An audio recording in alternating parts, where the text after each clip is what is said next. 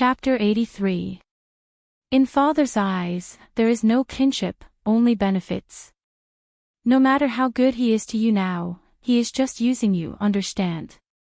Yi Jioge didn't want to teach Yi Rui so quickly. But what happened before had made her know that the Yi family was vicious, even children were not let off.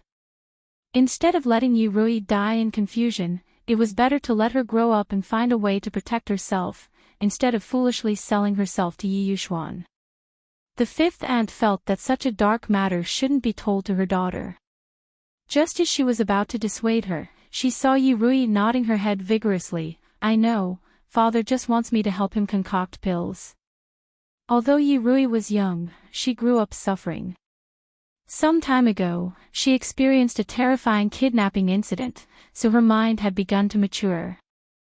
She already knew who was really treating her and who was just pretending. Good little sister, just keep it in your heart. Don't ever show it in front of father. Otherwise, big sister will end up like you tomorrow. Yi Jioge purposely put his terrifying pig head in front of Yi Rui. Big sister, does it hurt? Yi Rui sniffled, tears welling up in her eyes. She wanted to touch Yi Jioge's face but didn't dare to. It's okay, it doesn't hurt anymore. Yi Jioge saw that the little girl was crying and felt a little embarrassed. Oh right, I made a medicine for you. See if it can be used. Yi Rui turned around and took out a small jade bottle from the gifts on the table. She said shyly, this is my first time concocting pills, I don't know if it's good or not. Okay, I'll try. Yi Jioge opened the jade bottle and smelled it. The smell of medicine was quite strong, but the heat was a bit lacking. But for a little girl who was concocting pills for the first time, it was already very good. Wood and fire spirit roots were different, no wonder Yi Yuxuan treasured it so much. Rui heard that you were beaten by master yesterday, so she immediately made this medicine. The fifth aunt said. Her daughter's first concoction wasn't for her, nor for master, but for Big Miss. It was impossible for her not to feel sour. But on second thought, the first miss was very affectionate and loyal to them. She had saved them from danger several times. Her daughter always thought of Big Miss, and was also a grateful person. If a person knew how to be grateful, they wouldn't be that bad. Thinking of this, she felt a little better. Little girl, at least you have a conscience. Yi Jioge tapped Yi Rui's forehead, and then said to Mother Qing, bring me the pill refining manual that I prepared. During this period of time, Yi Jioge had been sorting out his alchemy insights. On one hand, he was revising, and on the other hand, he wanted to leave it for Yi Rui to see. Although Yi Yuxuan gave her a lot of alchemy books, the contents were too obscure. It was too difficult for a 7-year-old girl. She had purposely written it in plain Mandarin so that Yi Rui could compare with it. She believed that Yi Rui would improve a lot. Thank you, big sister. Yi Rui took the handwritten notes and couldn't wait to read them. After reading a few lines, he was immediately captivated.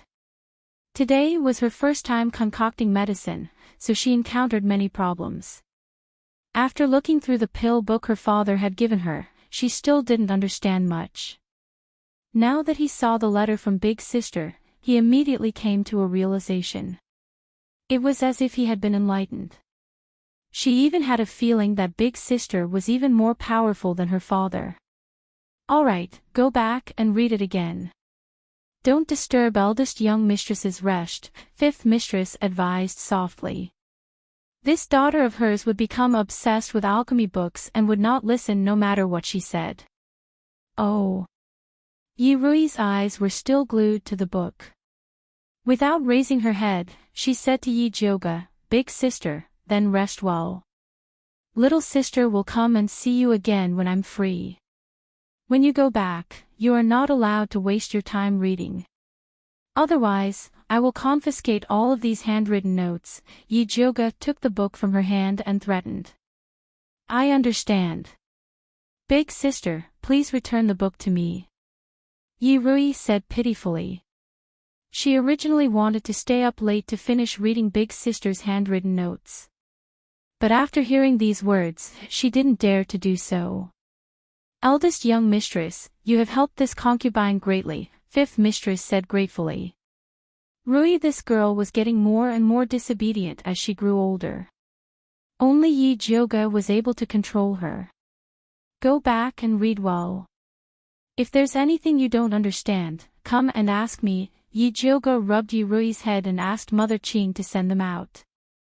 In the next few days, Yi Jioga used the excuse of recuperating to close the door and refused to meet anyone. When Yi Yuxuan heard the rumors outside, he came to find her. He was also blocked outside and was so angry that he almost tore down Purple Forest Park. But he was still almost there. Right now, the rumors outside were in chaos. They all said that he sold his daughter to gain the favor of the Empress and the Crown Prince. Many of his alchemy colleagues were secretly laughing at him. Now, he didn't dare to make a move against Yi Jioga.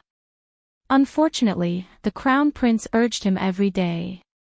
He might as well write a letter and directly tell the Crown Prince that Yi Jioga was unwilling to marry him as a side concubine and that he should think of a way himself. In the Fengyi Palace. After the Crown Prince conveyed Yi Yuxuan's words, he tactfully said, "Mother, Yi Jioga is like a stone in a latrine pit, smelly and hard. It's impossible for him to marry this son as a side concubine." If this suggestion hadn't been raised by the Empress, he wouldn't have asked Yi Yuxuan even if he was beaten to death. Ben Gong is merely testing Yi Yuxuan's attitude. The Empress indifferently said, "As long as he is willing to help you, it doesn't matter if he succeeds or not. Mother is wise." The Crown Prince immediately flattered. The Empress picked up a celadon teacup and moistened her throat before asking, "What does the Su family say about Su Yufeng and her daughter?"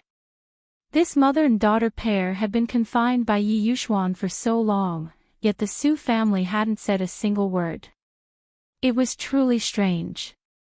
"This son has asked Su Junqing. His meaning is that it's not time yet." When the Crown Prince thought of that brat Su Junqing, he felt angry. At that time, he had even probed Su Junqing about Yi Yu and the treasure map. In the end, Su Junqing didn't know anything. He even had the face to complain tearfully that his medicine storehouse on the Western Main Street had suffered heavy losses and wanted the Crown Prince to compensate him. He wished he could give Su Junqing a slap. If it weren't for the fact that he still had use for Su Junqing, he would definitely have found someone to behead Su Junqing. "Old Master Suk should be coming out of seclusion soon," the Empress said pensively. If old Master Suk succeeded in breaking through to the spiritual master level, he would have the confidence to support Su Yufeng and her daughter. That should be the case. The Crown Prince nodded. He had also thought of this point, which was why he hadn't acted against Su Junqing. "What about Dongfang Ke?" the Empress asked again. During this period of time, he has been in close contact with the Bai family. It seems like he's looking for something. However, the news is very well hidden, so we can't find out what it is.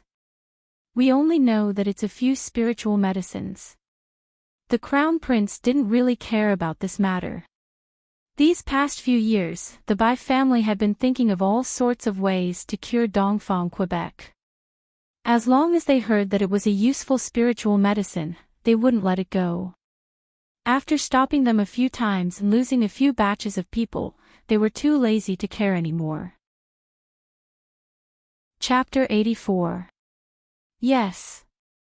The Empress didn't care about the Bai family and asked about something else. "What has that damned girl, Yi Jioga, been doing recently?" The Crown Prince's heart skipped a beat. He looked at the Empress carefully and replied, "I heard she's recuperating at home." Recuperating? Recuperating? The Empress asked curiously. She lived in the back of the palace and wasn't well informed. The people around her didn't dare spread rumors to her, so she still didn't know that Yi Jioga had tricked her. Yi Jioga was beaten by Yi Yuxuan after returning home. I heard it was very bad. His face is swollen like a pig's head. I'm afraid he's going to be disfigured. The Crown Prince was very happy when he heard about it. Yijioga's face was already full of scars. How could he show his face after being beaten up? Idiot! The Empress's delicate brows were slightly twisted. She was obviously extremely angry. He was beaten right after leaving the palace. Wasn't this telling everyone that she was unhappy with him? The Crown Prince didn't say anything. The rumors outside were very bad. He was trying to put out the fire and didn't dare tell the Empress at all. The Empress quickly suppressed her anger and ordered the Crown Prince, "Forget it. Let's deal with this later. The alchemy conference is about to begin. Remember to prepare in advance." Yes. The Crown Prince nodded respectfully but felt a little strange. The alchemy conference was held every year. The ones who won were always the scions of the aristocratic families. What was there to prepare? But since the Empress had ordered him, he could only do as she said. "I'm tired. You can leave." After the Empress sent the Crown Prince away, she sat on the Phoenix throne and closed her eyes in deep thought. Night fell slowly, and the magnificent hall was plunged into darkness. Without the Empress's order, the maids didn't dare to come in and light the lamps.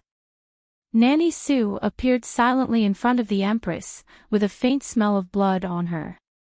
"Is everything done?" The Empress closed her eyes and gently rubbed her temples. "Don't worry, Your Highness. Those talkative maids have been dealt with," Nanny Sue said respectfully. Her murky old eyes still had a faint red glow. It was a state where the evil skill hadn't dissipated.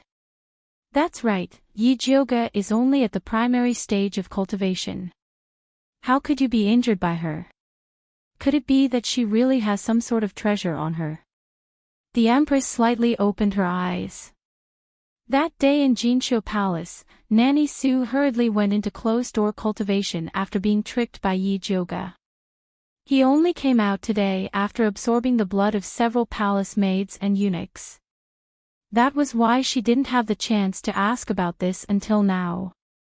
Although that damned girl's cultivation is not high, she cultivates the most orthodox lightning spiritual power. She is also sinister and cunning, and is good at using poison. This old servant was not paying attention and fell into her trap. Nanny Sue said bitterly, "But that wicked girl has no ability. If the Emperor hadn't suddenly appeared, I was confident that I could have killed her on the spot." "So, that damned girl doesn't have any treasures on her?" the Empress asked. "I really didn't find any treasure on her," Nanny Sue replied honestly.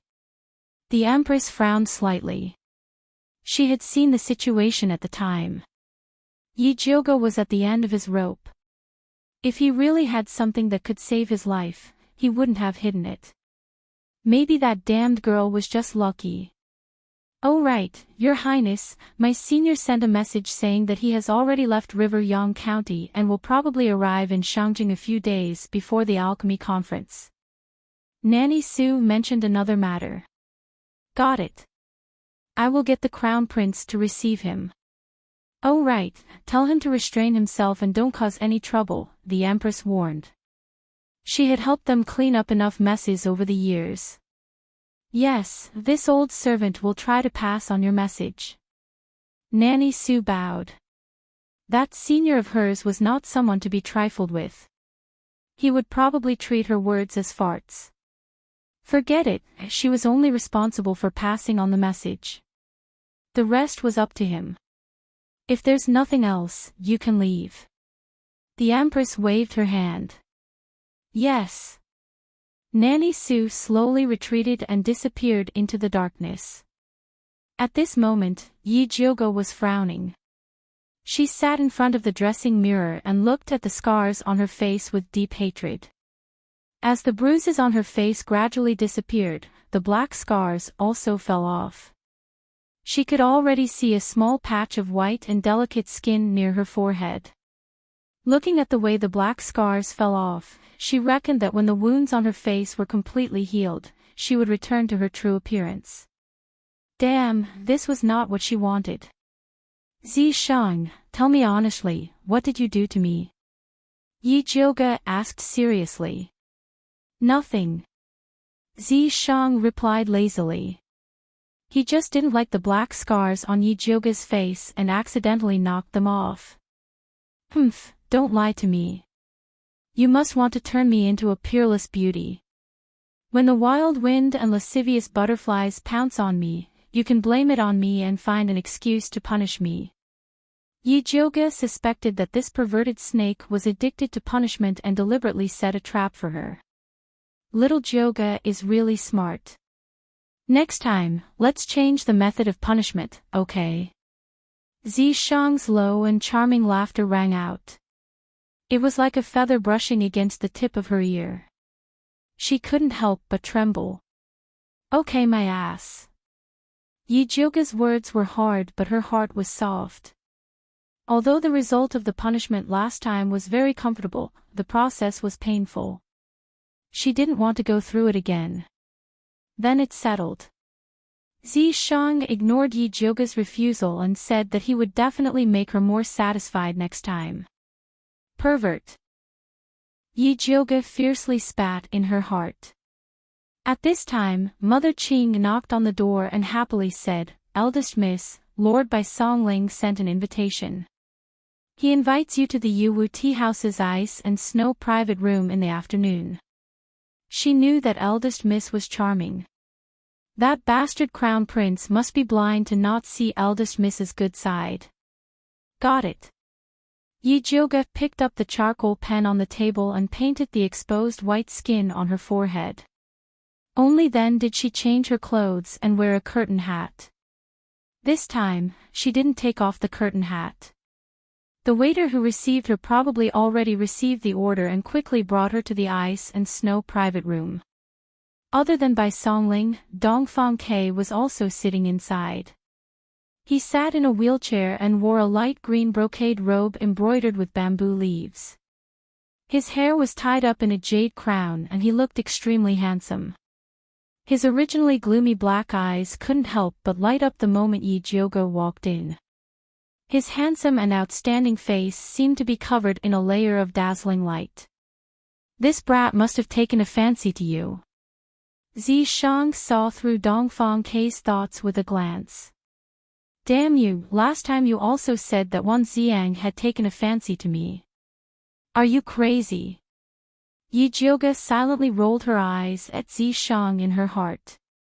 Her expression was normal as she greeted Dongfang Quebec. I didn't think that your highness would also be here. It can't be a coincidence, right? No, I specifically asked Bai Songling to invite you out. Dongfang Ke couldn't invite Yi Jioge, so he could only ask Bai Songling for help. Chapter 85. I see. Yi Jioge glanced at Bai Songling. This guy was really ungrateful, he didn't even tell him in advance. Ahem, actually, His Highness wants to ask you about the 5th stage fire dragon grass. Bai Songling smiled awkwardly.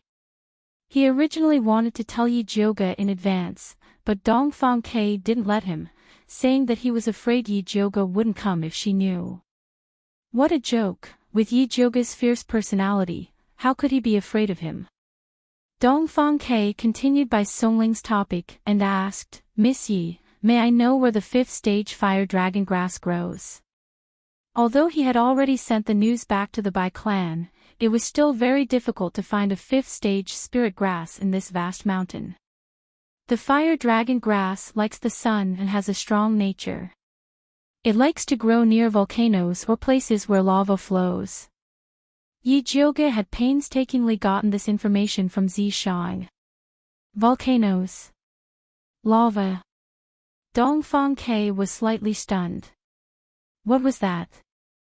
It's a volcano that spits fire, and a red river flows out from it.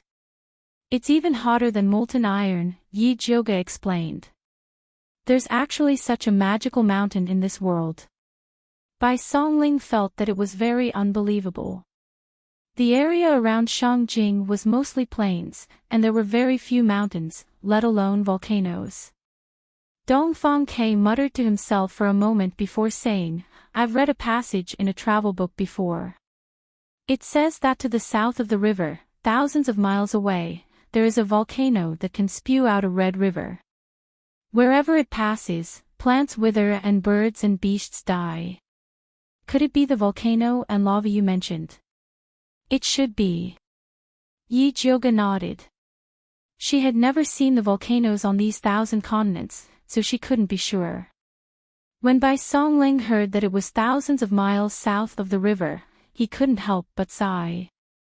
Transportation was not very developed these days. People used horses to travel, and there were very few who had spirit beasts.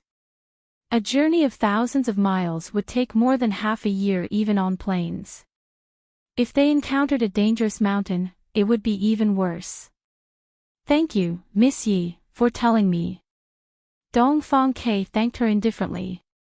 As long as there was hope, he would definitely find it. "Your Highness is too polite."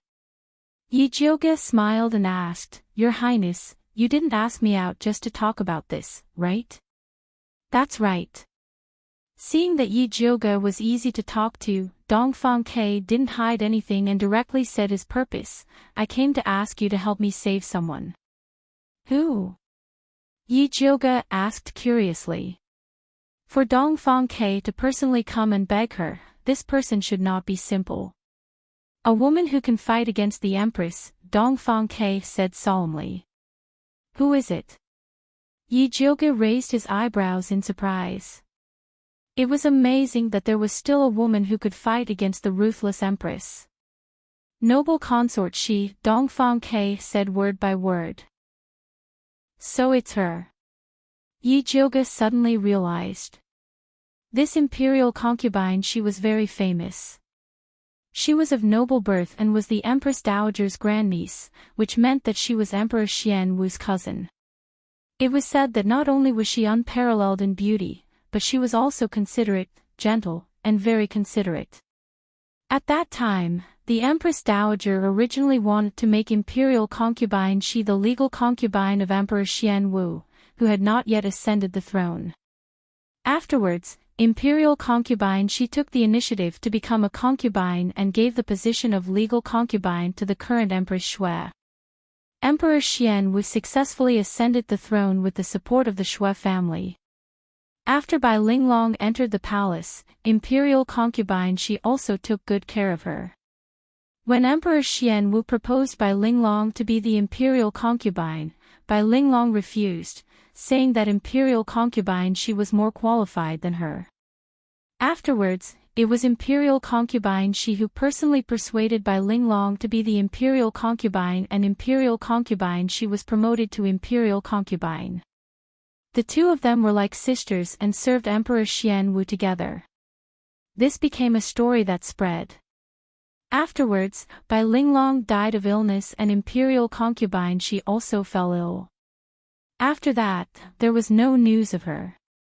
Some people said that she went to the imperial temple to accompany the ancient Buddha. Imperial concubine Shi and my imperial mother were like sisters. Not long after my imperial mother passed away, she contracted a strange disease. Her face was full of tumors, and even the spirit doctors couldn't cure it. She went to the imperial temple to help guard the ancestors' graves. "If you can cure her strange disease, she can return to the palace," Dongfang Ke said. He wasn't sure if his imperial mother was the woman his father loved the most, but he was sure that imperial concubine Shi was the woman his father respected the most. "Okay, I'll cure it," Yi Jioga said without hesitation. As long as she could cause trouble for the Empress, she was willing to pay for it, let alone cure someone. "Imperial concubine Shi is in my residence now, she can see you anytime." The first thing Dongfang Ke did after coming out of the palace was to send a letter to the imperial temple to ask imperial concubine Shi to come out. Imperial concubine Shi originally refused, but after hearing that Yi Jioge had received the true teachings of Yunwei Si and could even cure the demon poison in her body, she agreed to give it a try. Then let's go now, Yi Jioge said impatiently. The sooner Imperial Concubine Shi's illness was cured, the sooner they could stab the Empress. Not many people know that Imperial Concubine Shi has entered the capital. In order to prevent the news from spreading, I'll have to trouble eldest Miss Yi to follow me through the secret passage, Dongfang Ke said cautiously. Sure, Yi Jioge nodded. She originally thought that the secret passage was outside, but she didn't expect that Bai Songling would take down a painting of admiring plum blossoms from the wall of the private room and forcefully push down a floor tile, revealing a passage. This Yuwu tea house is His Highness' property, Bai Songling explained. So that's how it is. Yi Jioge discovered that Dongfang Ke was really a maniac for secret passages. It was fine that the splendid palace had a secret passage, but he didn't even let go of a tea house. Just how many more secrets did he have? Eldest Miss Yi, please.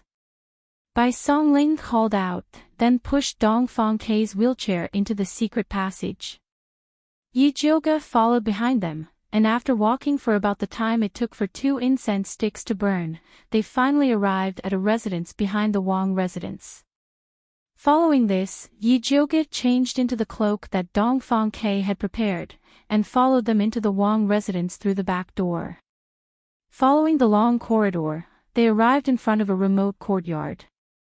The doors and windows of this courtyard were tightly shut, the flowers and trees in the courtyard were withered, and there wasn't a single person in sight.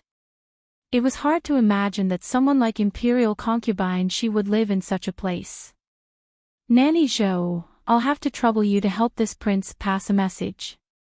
Just say that this prince has already brought young Lady Yi. Dongfang Ke called out softly from the door. It could be seen that he was very respectful towards this noble consort Shi. The door creaked open. A short and fat, amiable-looking Momo bowed towards Dongfang Ke and said softly, "This servant greets your highness." The Empress said to let eldest Miss Yi enter by herself. All right. Dongfang Ke looked apologetically towards Yi Jioge and said softly, ever since Imperial Concubine Shi fell ill, she hasn't been very willing to see people. Yi Jioge could understand that no matter which peerless beauty it was, after becoming ugly, she wouldn't want others to see her. Chapter 86. Miss Yi, please. Nanny Zhou bowed to Yi Jioge and turned to go in. Yi Jioge followed her into the room. The room wasn't big, but the furnishings inside were extremely exquisite. The furniture was all made of good mahogany.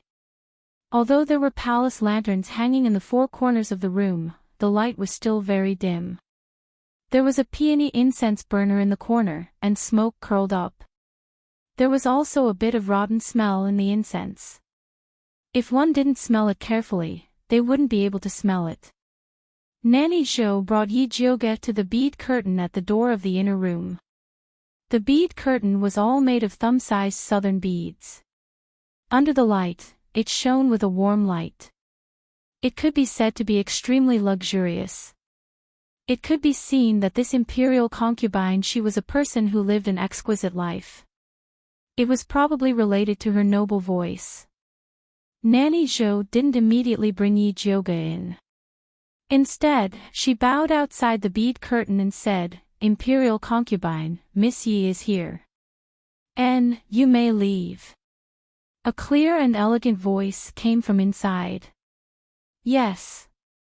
Nanny Zhou bowed and went out quietly. Yi Jioge stood in front of the bead curtain.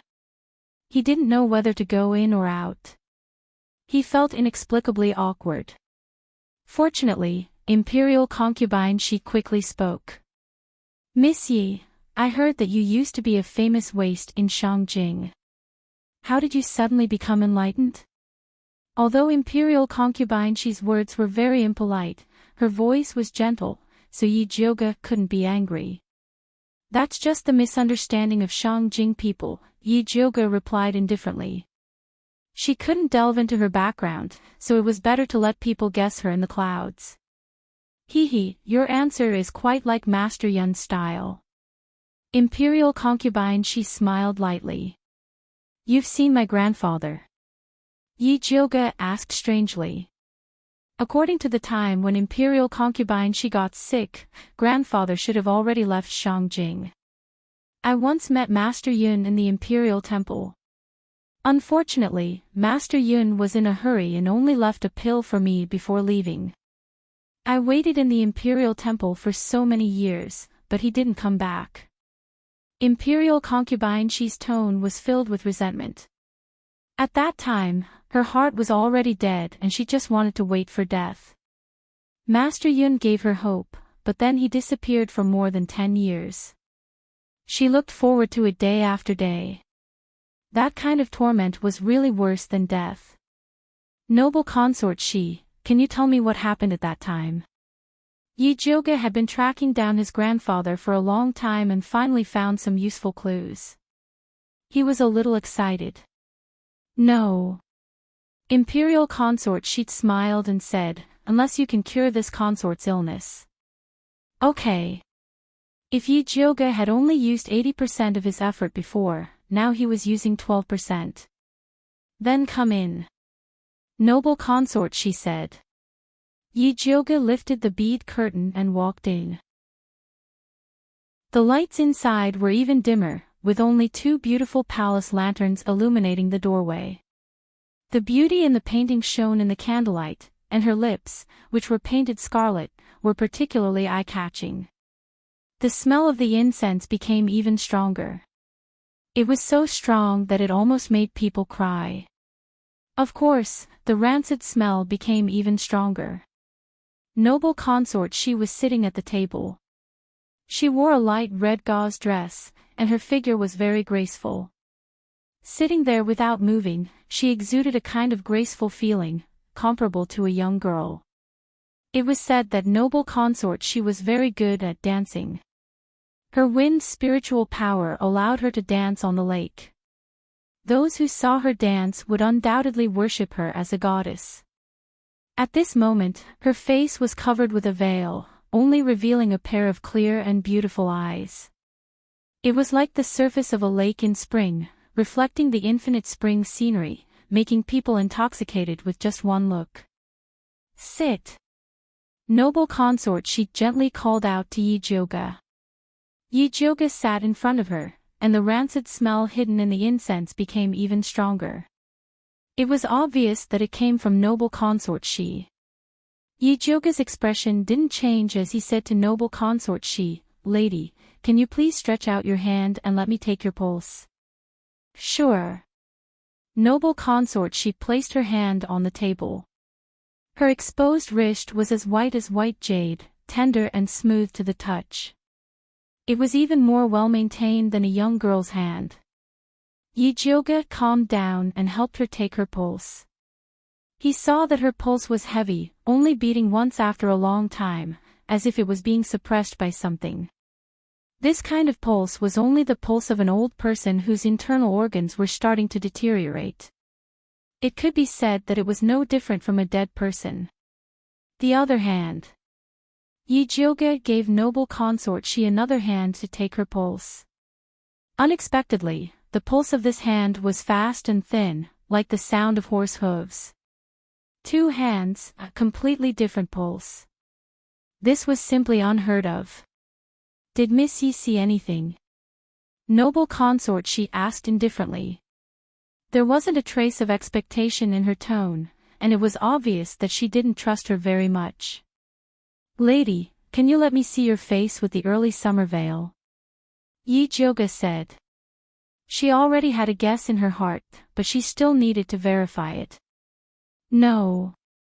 Imperial concubine, she refused indifferently, "Unless you can tell me what illness I have, you can go out directly." "Lady Shi, you're poisoned," Yi Jiuge said without hesitation. "Impossible."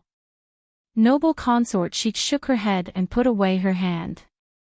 She said coldly, I also thought that I was poisoned before, but after visiting all the spirit doctors in the world and eating countless antidotes, they all said that I had a strange disease, not poison. That's because they couldn't find the cause of the poisoning. Yi Jioge said with certainty. Hee hee. Noble consort, she couldn't help but laugh, then said in a sarcastic tone, these spirit doctors included your grandfather. He all said that I wasn't poisoned. Are you going to refute your grandfather's words? This was a bit awkward. Yi Jioge had always claimed that he had received his grandfather's medical skills. Now that he was overturning his grandfather's words, wasn't that slapping his own mouth? She thought for a moment and then said, my grandfather's medical skills are better than mine, so he must have his reasons for his diagnosis. I can't see him now, so I don't know what he is basing his diagnosis on, but from my perspective, you are poisoned. Noble consort, she was silent for a moment, then chuckled and said, actually, your grandfather didn't even have time to take my pulse before he left in a hurry. Yi Jioge was really curious about the scene at that time, but seeing noble consort Shi's attitude, it was impossible for her to tell him. He could only helplessly say, lady, the most important thing to cure a disease is to be sure of the true condition. If I wasn't firm enough, wouldn't I be delaying your illness? If you weren't firm enough, you wouldn't be worthy of being Grandmaster Yun's granddaughter, much less treating me. Noble consort, she said. That was just a test she gave Yi Jioge. She had experienced too many disappointments over the years, and she didn't want to be disappointed again. Chapter 87. Then can I look at your face now? Yi Jioge wasn't angry. She knew that people who had been sick for a long time would have strange temperaments. Imperial consort, she was actually very cultured. Yes, but let me remind you, it's best if you show an expression that you shouldn't. My temper isn't good, so I might get angry. Imperial consort, she said gently. Yes. Yi Jioge had seen all kinds of storms, so Imperial consort Shi's words didn't scare her.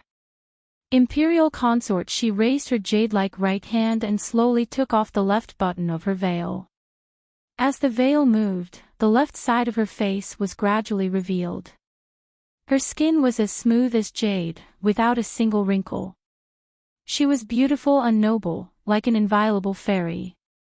Yi Jioge's gaze followed the movement of Imperial consort Shi's veil. When she saw the right side of her face, even though she was mentally prepared, she still couldn't help but tremble. A disgusting feeling welled up in her heart, but she forcefully suppressed it. Imperial consort Shi's right face was filled with small yellow lumps. It was filled with pustules, and many of the lumps had already burst, flowing out yellowish-white pus with traces of blood. Some of the skin had even festered into pits, emitting a very strong stench, like a corpse rotting in a smelly ditch. It could be said that the more beautiful Imperial consort Shi's left face was, the more disgusting her right face was. The strong contrast and conflict between the two made one unable to look directly at it. Yi Jioge quickly calmed herself down and opened her spiritual eye to carefully examine Imperial consort Shi's face. In the range of his spiritual eye, he saw that there was green spirit energy flowing under the left side of Imperial consort Shi's face, but the meridians on the right side of her face were all blocked by black particles. Not to mention spirit energy, even blood couldn't flow. If it weren't for the faint purple spiritual light in her heart meridian that was constantly sending miracles to the right side of her face wouldn't just be rotting and oozing pus. Instead, it would have been reduced to bones. Imperial consort Shi stared at Yi Jioge's eyes, waiting for her to reveal an expression of disgust, or shock. However, she didn't expect her to quickly restrain all her emotions and look at her face like she was studying something. She had only seen this expression on an old spirit doctor's face before. At that time, he was treating a sick child. That old spirit doctor was the only person who could help her suppress her illness, but it was a pity that he passed away very quickly. Later, his disciple inherited his medical skills and continued to treat her. Although his disciple's medical skills weren't great, it was still passable. Yi Jioge was so young, yet he had the essence of that old spirit doctor. Noble consort, she was very surprised. Just this point alone was enough to let her heart, which had been silent for a long time, finally give birth to a trace of hope. Empress, may I ask, what kind of pills did you consume previously? Yi Jioge finally confirmed the cause of her illness. He closed his spiritual eye and inquired carefully. Her current cultivation level was not high enough, and opening her spirit essence for a long period of time would harm her. You've been taking pills to promote blood circulation and remove blood stasis. Your face is also covered with that kind of ointment. Which old spirit doctor had prescribed these for her? Although it couldn't cure her, it greatly alleviated her pain. Otherwise, she wouldn't have been able to endure it for so many years. Can you show me the ointment? Yi Jioge said. Sure. Noble consort, she stood up and took out an exquisite white porcelain bottle from the cabinet and placed it in front of Yi Jioge. Yi Jioge opened the bottle and saw that it was filled with a dark green ointment that emitted a faint smell of grass. She sniffed it carefully, then used her hand to pick it up and tested it. Finally, she said with certainty, this ointment is the thing that caused your illness to worsen. What? Noble consort, she thought that she had heard wrongly. I don't know who gave you this ointment, but I can only say that they weren't saving you, they were harming you. Yi Jioge said word by word. How is that possible? Noble consort, she didn't believe him and said, previously, my face was rotting very badly and my entire body was sore and painful. It was only after I used this spirit doctor's prescription that I started to slowly get better. Did you have the symptoms just now because you ate the pill my grandfather gave you? Yi Jioge asked back. Noble consort, she slowly nodded, as if she had realized something. The pill that my grandfather gave you was to detoxify the poison in your body. If you had waited for your rotten flesh to fall off and then considered finding a reliable spirit doctor to detoxify the remaining poison in your body, you would have slowly gotten better. Yi Jioge sighed. Noble consort, she shouldn't have suffered for so many years. However, she didn't believe in her grandfather and ran to believe in other spirit doctors, which was why all her efforts were in vain. Noble consort, she's expression was wooden. She remembered that before the old spirit doctor died, he looked at her anxiously but couldn't say a word.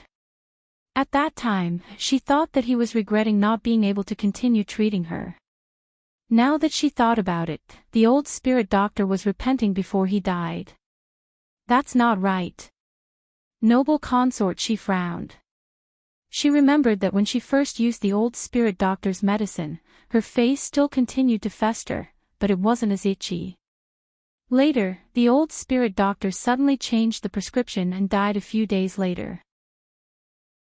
Then, his disciple appeared and continued to use the old spirit doctor's modified prescription to treat her.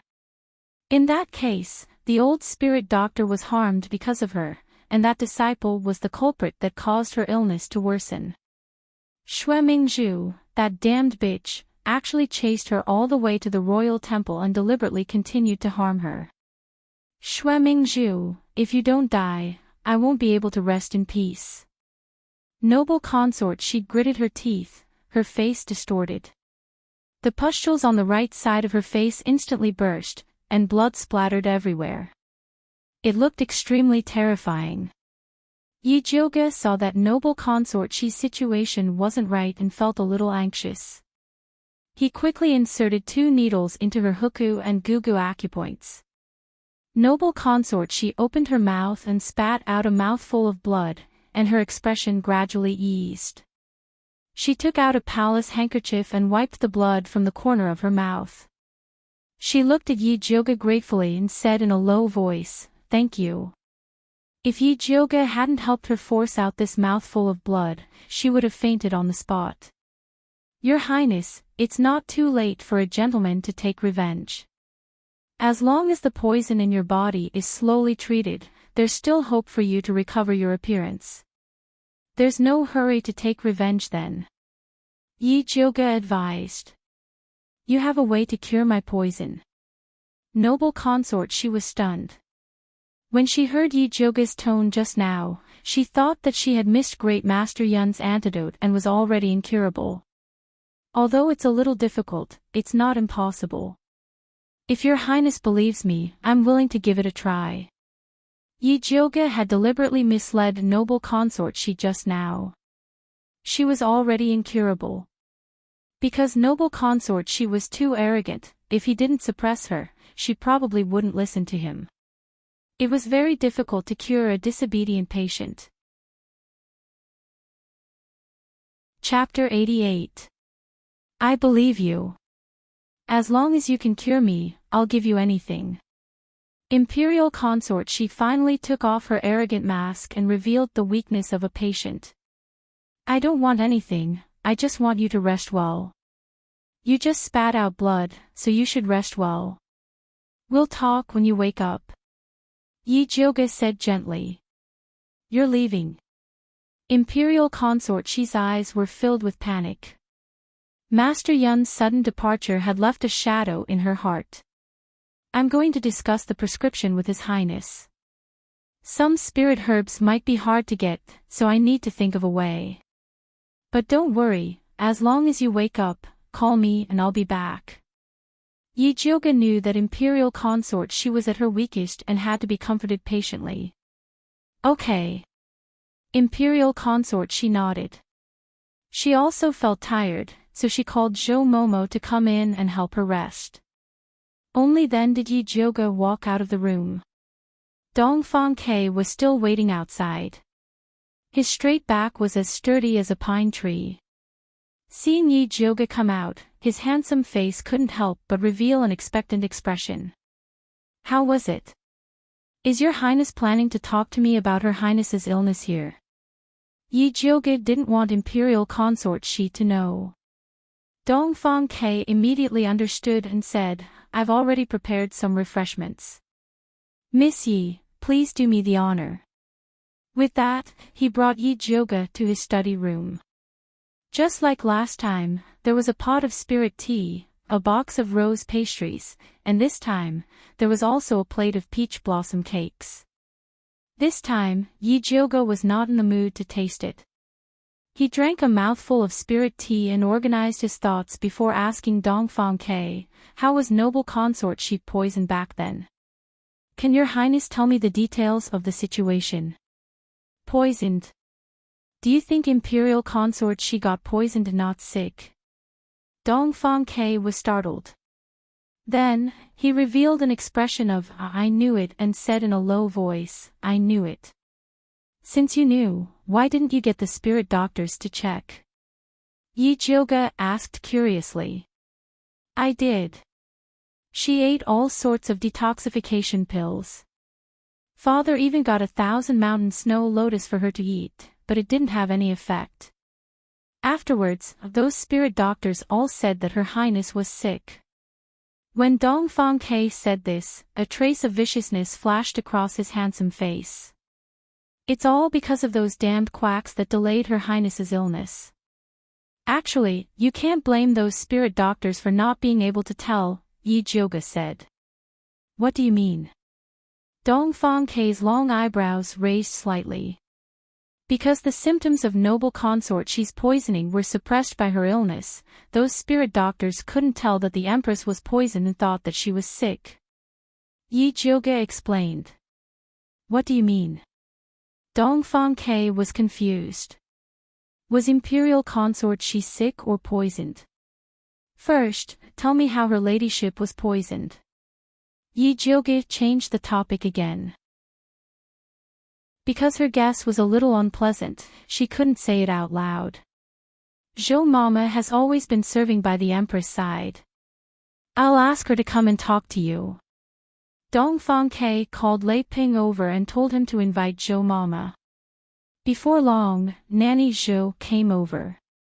Nurse Zhou, eldest Miss Yi wants to ask you about the circumstances of the Empress's illness. Tell her in detail. Dongfang Ke instructed. Yes.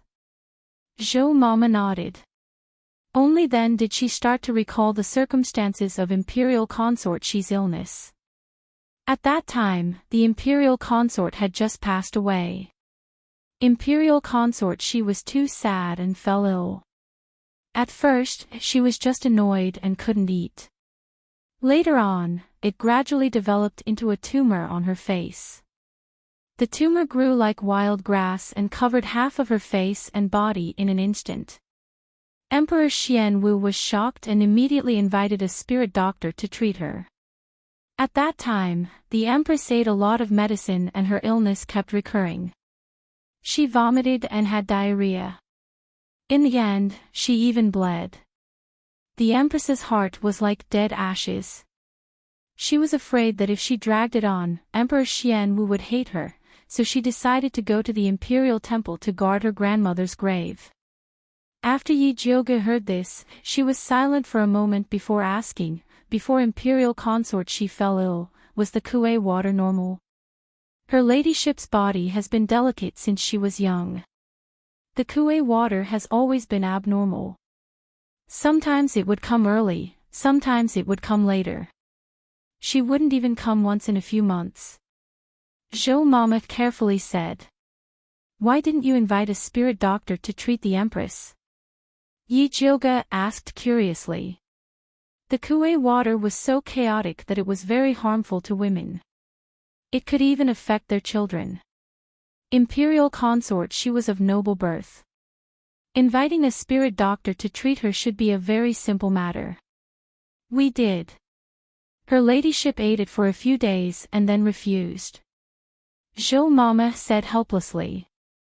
Imperial consort She loved beauty since she was young. She also liked to practice dancing. In order to maintain a light body, she strictly controlled her diet. Thus, the Kuei water had always been abnormal. Those spirit doctors' prescriptions were all to increase her appetite. Of course, she wasn't willing. It wasn't until Bai Linglong gave birth to the smart and cute Dongfang Ke that she had the thought of having a child. Only then did she start to treat her body. Unfortunately, before she could get pregnant, she was killed by the Empress. So that's how it is. Yi Jiuge nodded. This verified her guess. Dongfang Ke heard them talking about the Kuei water as if there was no one else around and felt inexplicably awkward. Seeing that Yi Jiuge was silent, he asked, Big Miss Yi, you still haven't told me what illness Imperial consort she had and what poison she was poisoned with. Yi Jiuge came back to her senses. After thinking it over, she said, if I'm not wrong, Imperial consort Shi's illness was because she didn't take care of herself after her miscarriage. That's why there was blood clot in the palace and suppressed the symptoms of her poisoning. That's why those spirit doctors didn't notice that she was poisoned. What did you say? Dongfang Ke wondered if there was something wrong with his ears. Miscarriage. Imperial consort Shi had a miscarriage. What did that mean? Imperial consort Shi should have been pregnant before she got sick. That's why she had a bad appetite, chest tightness, and nausea. Yi Jiuge really didn't know what to say. A dignified imperial consort didn't even know that she was pregnant or that she had a miscarriage. She didn't know if they should say that they were careless or that the Empress was very scheming. She was actually able to lay down layers of traps before the main character noticed. Big Miss Yi, is what you said true? Her ladyship was pregnant before. Zhou Mama looked at Yi Jiuge with a pale face. That's right. Yi Jiuge nodded with certainty. Her ladyship, my pitiful her ladyship. Zhou Mama's lips trembled. She suddenly slapped herself. She couldn't help but cry out of regret. As the ladyship's personal mama, she actually didn't notice in time that her ladyship was pregnant. She deserved to die 10,000 times. Big Miss Yi, what poison did her ladyship get? Dongfang Ke asked seriously. Chapter 89. Noble consort Shi's poison is called beauty illusion, Yi Jioge explained. This poison was very strange. Although it was a poison, it could suppress injuries. It was just that the injuries would look better on the surface, but the insides would continue to rot. What was even more strange was that this poison couldn't be used to clear heat and detoxify. The more powerful the spirit medicine, the more severe the backlash would be. The 1,000-year snow lotus that Emperor Xianwu had gotten was a fatal poison to noble consort Shi. Because this poison was too strange, the spirit doctors couldn't tell that noble consort Shi had a miscarriage or that she was poisoned.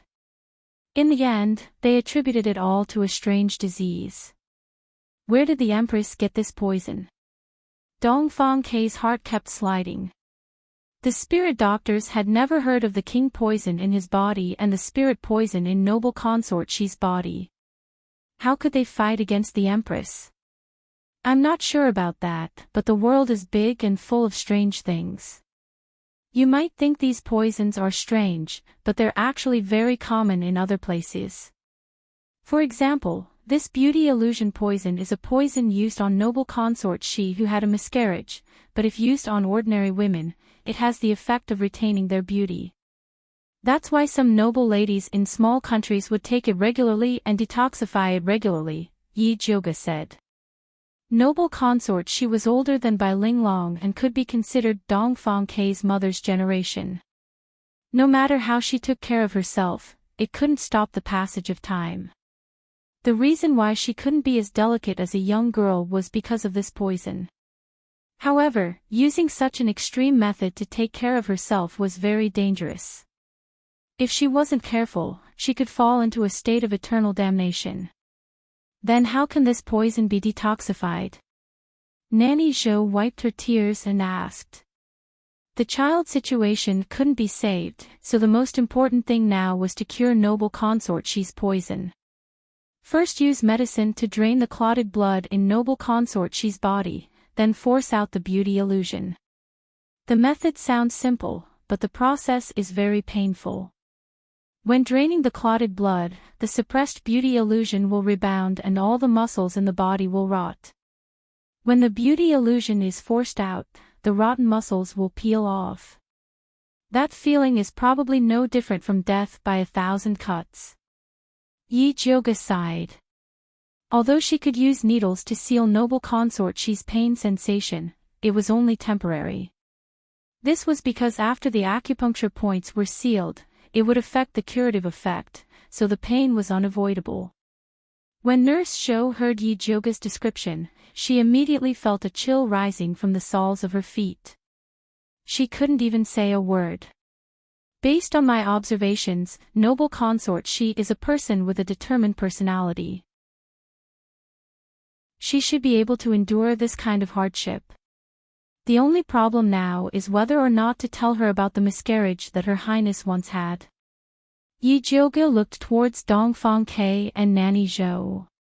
When noble consort Shi heard that she had been deceived by the spirit doctor for so long, she was so angry that she vomited blood. If she knew that the child of her dreams was right in front of her, only to be lost because of her negligence and the enemy's persecution. She didn't even realize it from the beginning to the end, so he didn't know how sad she was. Dongfang Ke was silent. Nanny Zhou could not help but shed tears. She was noble consort Shi's wet nurse.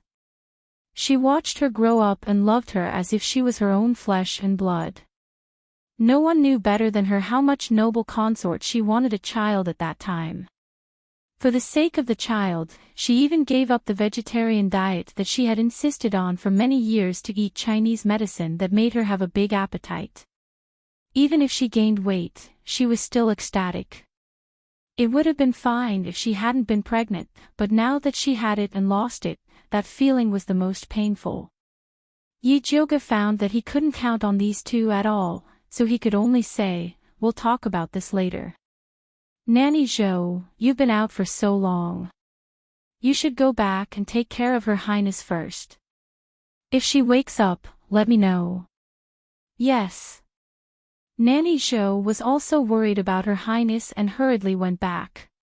When she returned to the room, she saw that Her Highness was still sleeping soundly. She finally heaved a sigh of relief, then started washing her face with water so that Her Highness wouldn't notice anything strange. In the end, she had only washed halfway when noble consort She woke up and called her from the inner room. She hurriedly wiped her face and entered the inner room.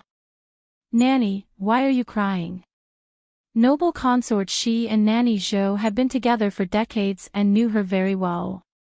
She could tell that she was crying with one look. No, this old servant just accidentally blinded her eyes. This person is old, and it's easy to cry.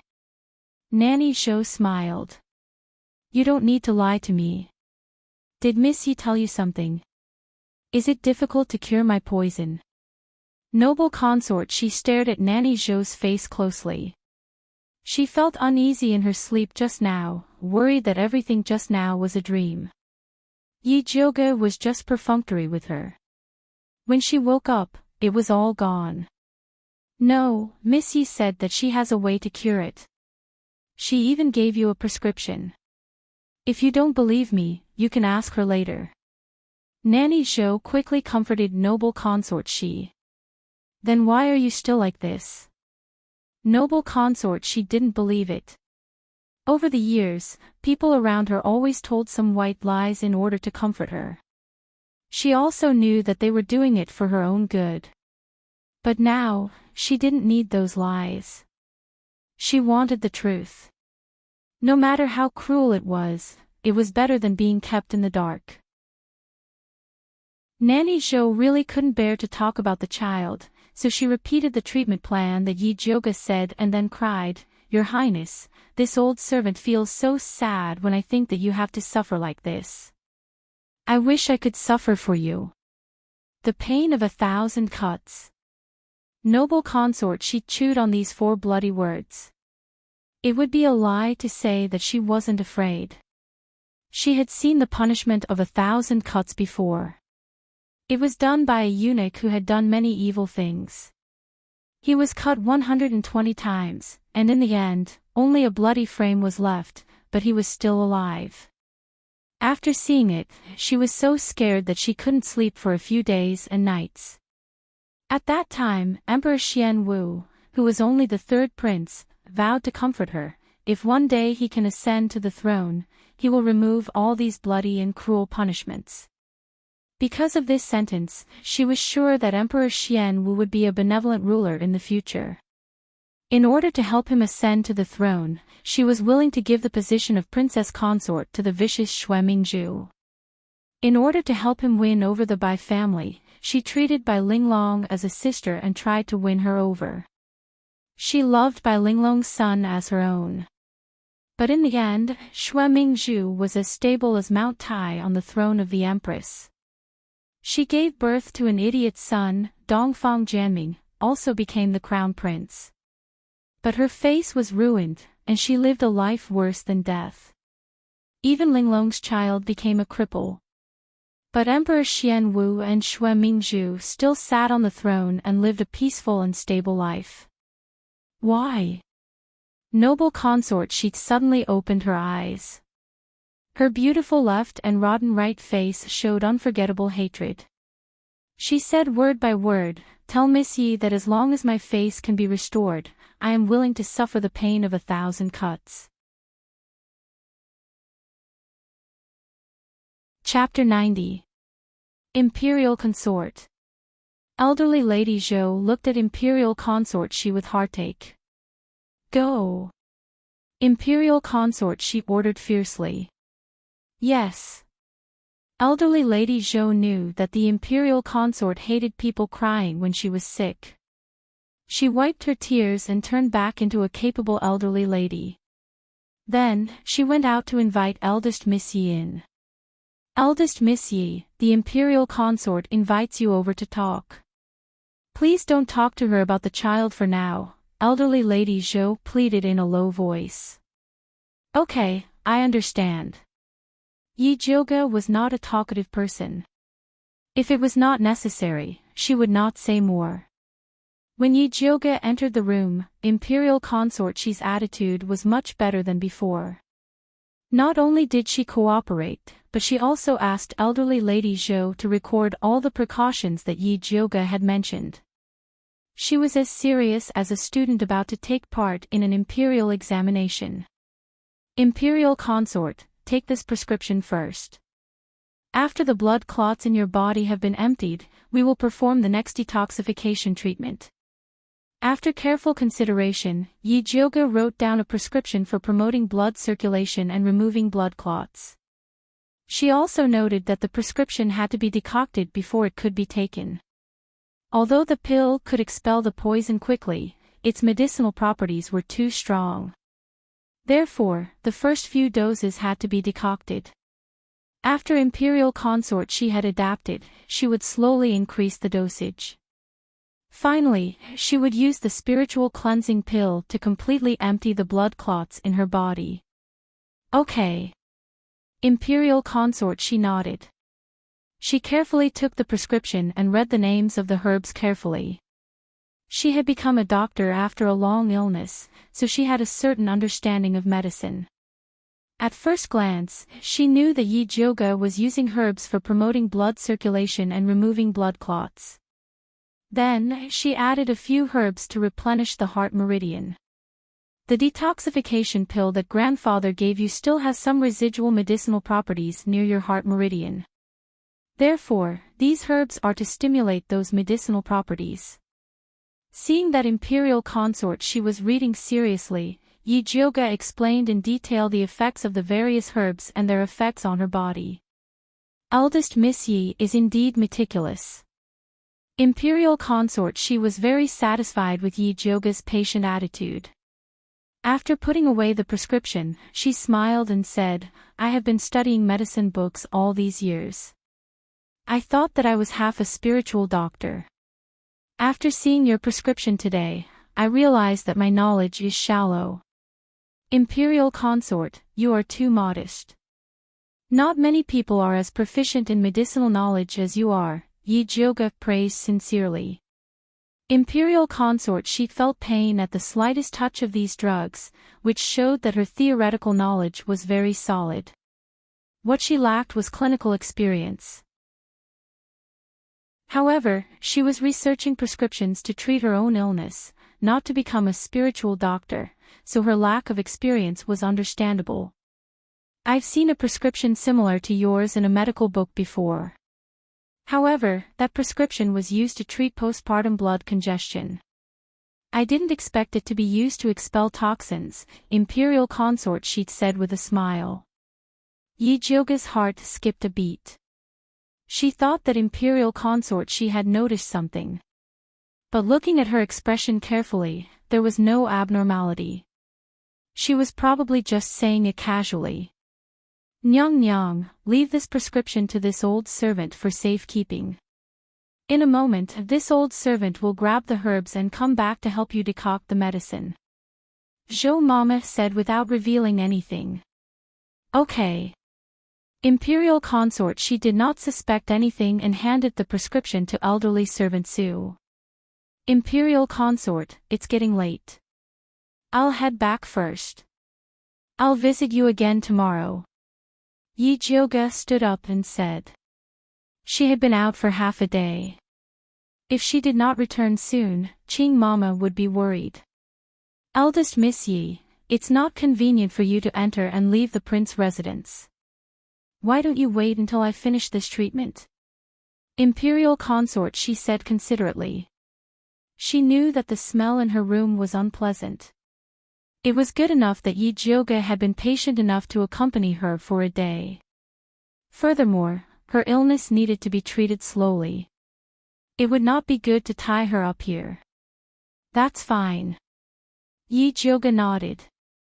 Imperial Consort Shi's treatment plan had been decided. She only needed to treat her gradually. She did not need to be by her side all the time. Yi Jioge left Imperial Consort Shi's courtyard and went to bid farewell to Dongfang, Quebec. Eldest Miss Yi, the second-grade thousand threads grass that you prescribed to Imperial Consort Shi cannot be found in the capital's pharmacies. Where can I find it? A trace of worry flashed across Dongfang K's handsome face. He was really worried that Yi Jioge would come up with some iceberg or mountain. The thousand threads grass usually grows in the swamps of the forest. I'm planning to go out and gather herbs in the next few days. When the time comes, I'll bring them back. Yi Jioge was very concerned about Imperial Consort Shi's situation, so she planned to gather the herbs herself. Do you want me to send a few people to help you? Dongfang K asked. Yi Jioge had already done her part by being willing to treat Imperial Consort Shi. She would feel bad if she had to gather the herbs herself. No need. It's better for us to be unfamiliar with each other during this time to avoid arousing the Empress' suspicion. Yi Jioge was worried that Dongfang K's men would attract the Empress's suspicion if they went to look for the thousand threads grass. All right. If you need anything, just let me know. As long as I can do it, I will not refuse. Dongfang K nodded. He would remember Yi Jioge's kindness in his heart. After Yi Jioge left the prince residence and returned to the Jilin residence, she told Qing Mama that she would be going out to gather herbs the next day. Are you going alone? What about Lord Bai and Lord Wan? Qing Mama asked immediately. Yi Jioge saw that Qing Mama looked like she would go if no one accompanied her, so she lied, Lord Wan is not free. Lord Bai will accompany me into the mountains. Bai Songling did not need to go to the Justice Department every day, so it would be less likely that she would be exposed. How many days will you be gone? Qing Mama asked again. 3 days at least, 7 days at most, Yi Jioge gave a conservative estimate. She had used the excuse of enclosed cultivation to recuperate. She could not be gone for too long. All right, then I will help you prepare. Qing Mama immediately went to prepare the luggage with a smile. If Lord Bai was willing to accompany the eldest miss into the mountains to gather herbs, didn't that mean that the two of them were already very close? Perhaps it wouldn't be long before she would hear good news. Humph. Let's see which B*TCH dares to say that the eldest miss is ugly and unmarriageable. Yi Jioge let Qing Mama do as she pleased. She entered the pill production room and began to prepare the herbs to enter the mountains. This time, she was going to the swamp to look for the thousand threads grass. Besides the poisonous snakes and ferocious beasts in the mountains, she also had to prevent mosquitoes from biting her. The mosquitoes in the swamp were no joke. There were so many of them that they could carry a person away. There was also miasma and evil energy. These were all deadly things. She also had to prepare the antidote pills in advance. Yi Jioge busied herself for more than 2 hours before she finished preparing all kinds of pills. Treading through the night, she returned to the brightly lit room. She found a large package on the table. It must be the luggage that Qing Mama had prepared for her. Yi Jioge opened it and was speechless. She saw that there were exquisite and beautiful dresses inside, and they were made of very expensive silk. Every dress was carefully matched with headwear, earrings, and necklaces. None of the headwear was repeated. Even embroidered shoes were prepared in pairs. In one of the mahogany boxes, there were rouge, powder, lip gloss, and eyebrow pencil. How was this entering the mountains? This was clearly a blind date.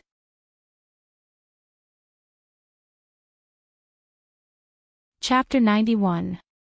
Yi Jioge pointed at the package with a black face and said, Mother Qing, are you afraid that I won't die fast enough by dressing me like this in the mountain to pick herbs? Bah, bah, bah, child's words carry no harm.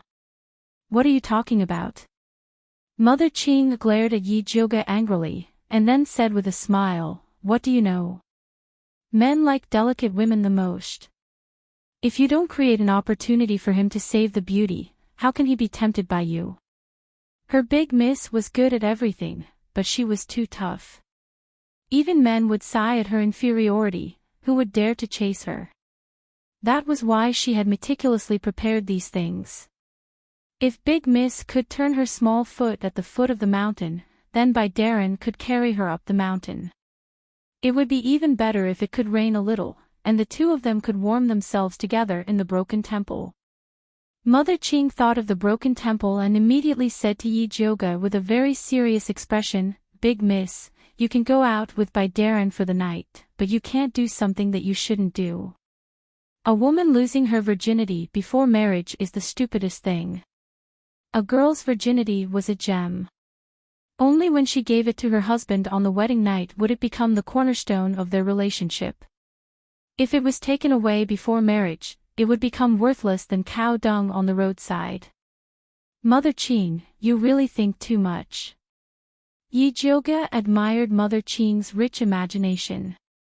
Losing her virginity before marriage.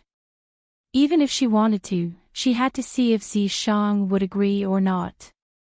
"If you want to lose your virginity, find me," Zi Shang teased. "Get lost. Does this pervert think I'm reading lines?" "Big Miss, men always say sweet words before marriage, you have to be careful." Mother Ching continued to persuade her with good intentions. She heard that Darren not only had red lips and white teeth, but also a very smart mouth. This kind of man was most liked by women and was the type that women were most likely to fall for. In her opinion, Darren was still the best. Not only was he handsome, but he was also capable.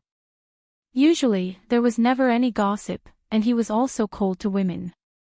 If she married such a man, she wasn't afraid that he would marry 3 wives and 4 concubines, making the house restless. I know. Yi Jioga said perfunctorily.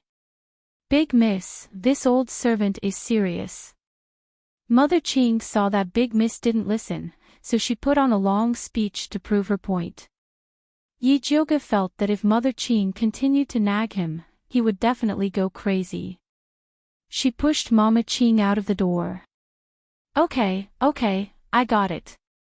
I'll pack my luggage myself. Hurry up and help me find a way to get away with it, lest Father finds out and scolds me again."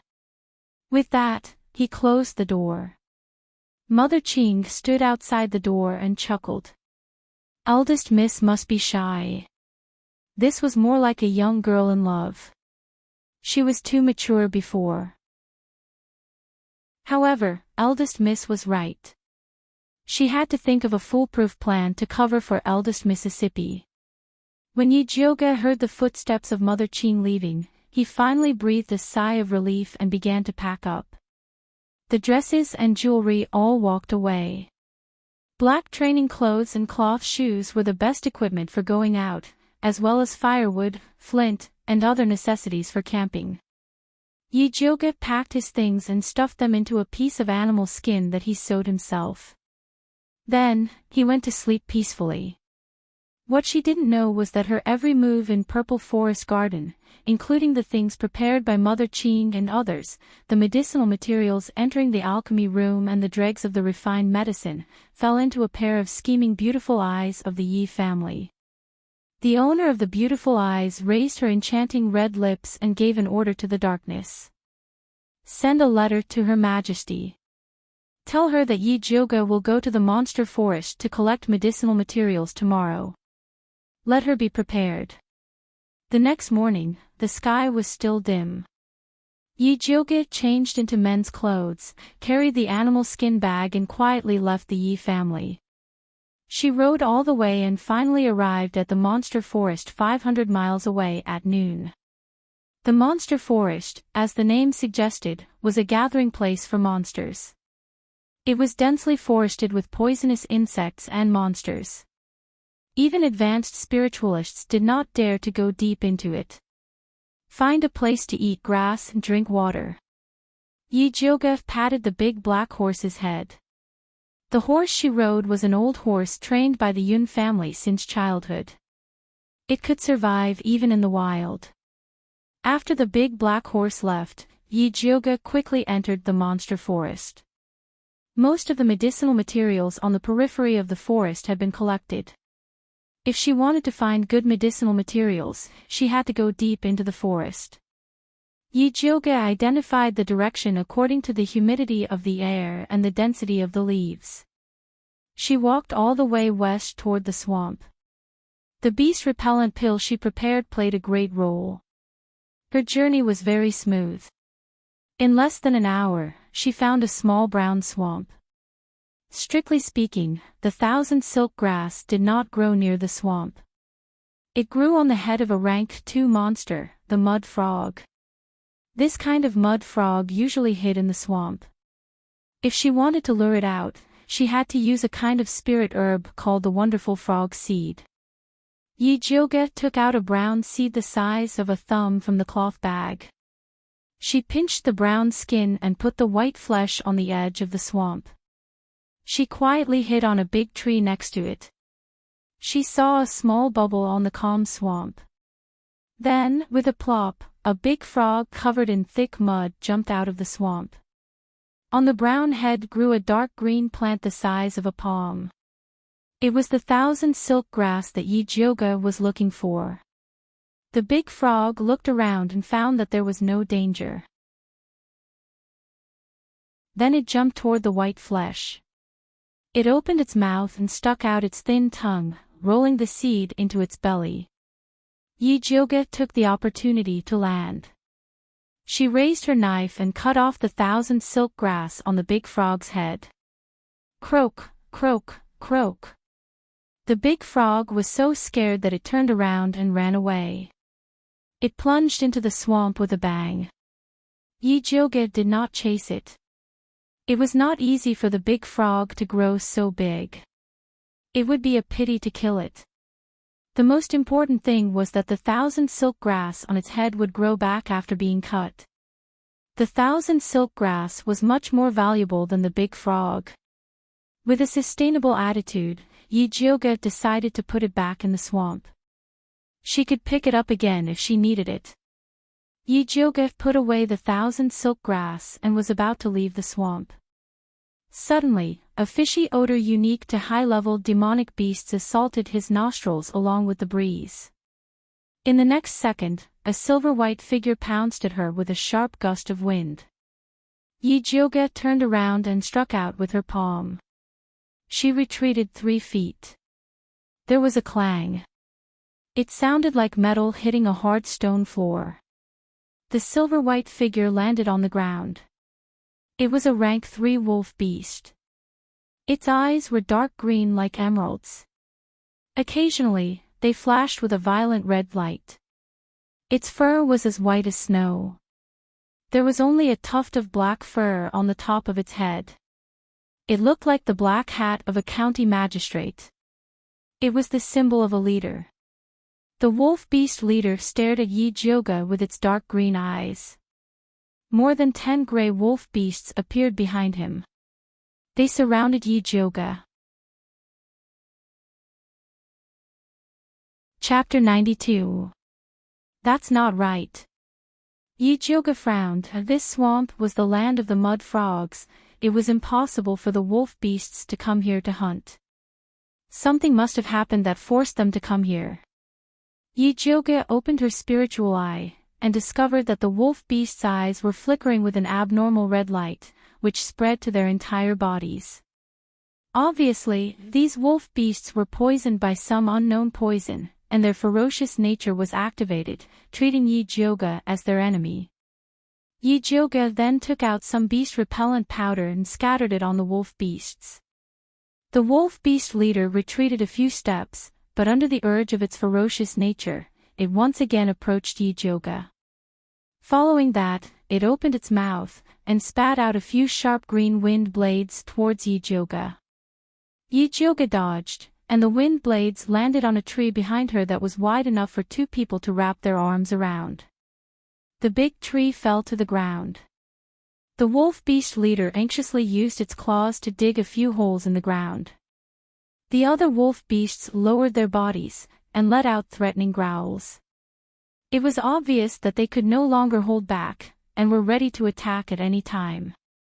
Yijioge looked around, trying to find an escape route. It was not that she did not have the ability to kill these wolf beasts, but in the demonic beast forest, the smell of blood would cause the other demonic beasts to go crazy. At that time, if another group of demonic beasts came, she would not be able to escape. The wolf beast leader let out a battle howl. 3 wolf beasts pounced towards her, one in front and one behind her. Yijioge did not bother them, and instead, turned around and climbed up the tree. She was like a monkey, running around the tree, while the wolf beasts chased after her. Yijioge ran around a few rounds, but was still unable to shake off these wolf beasts. They all had a way to lock onto their prey, and unless she could escape out of the demonic beast forest, she would be chased to the end. Look at your stupid face. Zishang looked like he was watching a show. If you're not stupid, why don't you come and try? Yijioge said unhappily. Fine, this sovereign will be merciful today, and let you see what is the aura of a ruler. Zishang laughed. Following that, Yijioge felt a mysterious power in her body. She could not help but raise her head, and looked at the demonic beasts as if she was looking at ants. The wolf beasts that were going crazy suddenly trembled, and then they let out a cry for mercy, and knelt down in front of her, as if they were worshipping the Wolf King. Yijioge had to admit that Zishang's strength was awesome. She took out the antidote powder and sprinkled it on the ground. She ordered the wolf beasts, eat all of this. The wolf leader's green eyes flashed with anger and fear. It probably thought that Yijioge was forcing them to eat poison. Yijioge didn't bother to explain.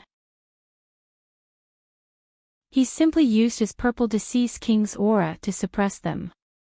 The wolf leader had no choice but to bring its underlings over to swallow the antidote powder that Yijioge had sprinkled. Ao ao ao. The wolf beasts howled in pain at the same time. Then, they opened their mouths and vomited mouthfuls of black blood. After vomiting, the redness in their eyes and bodies faded, and they regained their original consciousness. Black Gauze Hat, take your little brothers and leave. If you find anything wrong in the future, run away from the downwind position. Yijioge saw the blood they spat out and guessed how they got hit. The wolf leader gave Yijioge a grateful look before quickly retreating with its little brothers. Zishang, can you find the person controlling these wolf beasts? Yijioge asked in a low voice. She only told Mother Qing that she was going to the mountain to pick herbs. How could someone ambush her in advance? She didn't believe that Mother Qing betrayed her. She could only catch the person who ambushed her and ask him. They are 1 mile to the east. Zishang said. Elder sister wants to see who is plotting against me. Yijioge's figure flashed and ran towards the east. 1 mile only took half an incense stick of time. Yijioge stood on a fork in the tree. From afar, he saw a group of black-clothed people standing in the forest. One of the skinny and short figures was particularly familiar. It was Mother Su. Why did she come here? Yijioge couldn't help but frown. She came to pick herbs today, not to risk her life. If possible, she didn't want to fight with Mother Su. With me here, what are you afraid of? Zishang said lightly. He had already discovered that the old woman had brought people to follow Yijioge. He didn't say anything because he wanted Yijioge to discover it herself. He didn't expect that this little girl was so focused on picking spirit herbs that she didn't notice anything. With such a muddle-headed temperament, what would she do without him by her side? It seemed that she would have to rely on herself for the rest of her life. Revenge is only interesting if you do it yourself. What's the point of relying on your help? Yijioge knew that Zishang was very strong. As long as Zishang was willing to help, nothing could stop him. This kind of powerful strength could easily make people feel dependent on him. She didn't want to become a useless person who depended on others. Moreover, Zishang was a demon. If she fought too often, she was afraid that she would leave traces. If people found out that she was colluding with the demon race, she would be finished. Idiot, have you forgotten the consultation fee that I helped you earn? Zishang said. You mean that Thunder Snake Mirage Whip? Although that spirit whip was powerful, it was still not enough to deal with Mother Sue. Yes, actually that Thunder Snake Mirage Whip is not a spirit tool, but a demon tool. Zishang said. Speaking of which, that Thunder Snake Mirage Whip was quite related to him. This was because the material used for this Mirage Whip was the 7th rank demon snake, White Scale King. This traitor who intended to usurp the throne was personally killed by him, and his corpse was also thrown into the primordial battlefield. He also didn't know which demon race junior actually secretly entered the primordial battlefield and refined the corpse of the White Scale King into a demon tool. Moreover, the refinement was quite decent. If people who didn't know what was going on saw this thing, they would really think that it was a damaged spirit tool. How could this be a demon tool? Yi Jioge didn't believe it. How could a demon tool be driven by spiritual power? Did he think that she was a 3-year-old child? In the hands of a human, this demon tool is just an ordinary spirit tool, but in the hands of a demon, it is a powerful bloodthirsty demon tool. Although you are not a demon, with this deity here, you can still awaken it and make it recognize you as its master. This was a very simple matter for him. You want me to use a demon tool to kill people? Are you afraid that others won't know that I have an affair with you? Yi Jioge rolled her eyes. Right now, she wished that she could hang a sign on her chest to tell everyone that her sister had nothing to do with the demon race. How could she still carry a demon tool and go around killing people? Idiot, if I didn't tell you, you would be able to tell that this is a demon tool. As long as Yi Jioge didn't tell anyone, no one in the human race would be able to tell that this was a demon tool. No matter what you say, I won't use a demon tool. Yi Jioge shook her head firmly. It was already very dangerous to be entangled with a demon race. Adding a demon tool to the mix, it was really playing with fire and burning oneself. Even if it can kill Mother Sue, you still won't use it? Zishang asked. Chapter 93. It was very tempting to kill Wet Nurse Sue. Yi Jioge hesitated for a moment before asking, are you sure others can't tell that it's a demon weapon? I'm sure. All right. Yi Jioge admitted that he couldn't resist the temptation of becoming stronger and asked, how do I make it awaken? Zishang simply said, you just need to feed it a drop of blood. Blood again. Is my sister's blood so valuable? Yi Jioge complained in his heart, but he still followed Zishang's instructions. He bit his finger and dripped a drop of blood on the head of the lightning snake illusionary whip. As soon as Yi Jioge's blood seeped in, the lightning snake illusionary whip's body suddenly trembled. A line of blood extended from its head to its tail before disappearing again. Then, the lifeless lightning snake illusionary whip opened its bloody eyes and emitted a terrifying aura. At this moment, the men in black in the open area respectfully said to Wet Nurse Sue, Wet Nurse, those wolf beasts should have consumed most of Yi Jioge's energy. Should we go and see what's going on? Go. Remember, leave one alive. Wet Nurse Sue's skinny face showed a ruthless expression. When she heard that Yi Jioge was going to enter the mountain, she took the initiative to accept this task from the Empress. As long as she could force out Yi Jioge's secret, she could do whatever she wanted with him.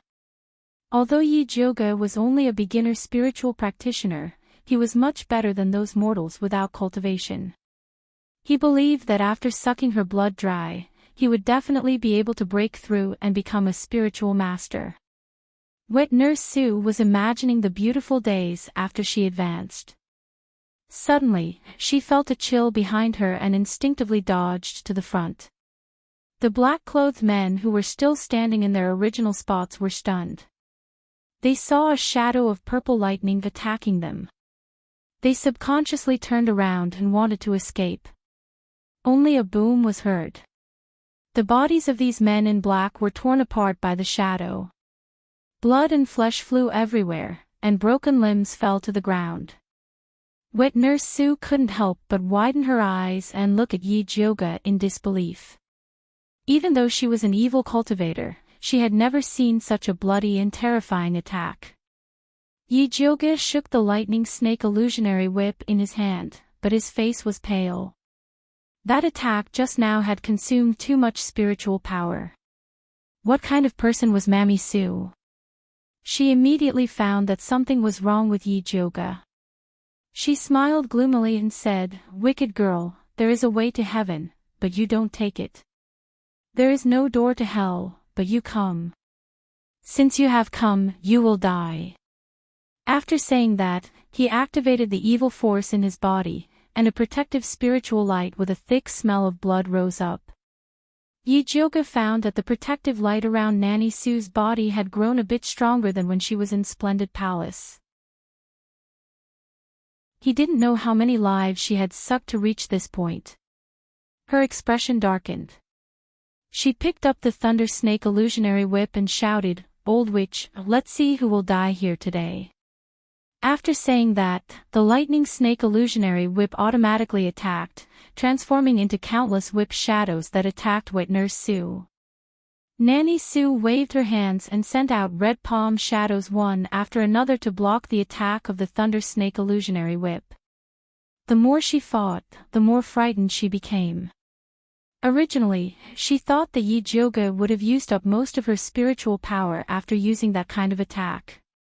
She didn't expect that Yi Jyoga would become more and more ferocious.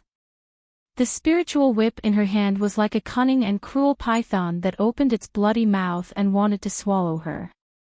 What Nanny Sue didn't know was that Yi Jyoga was also in extreme pain at this moment.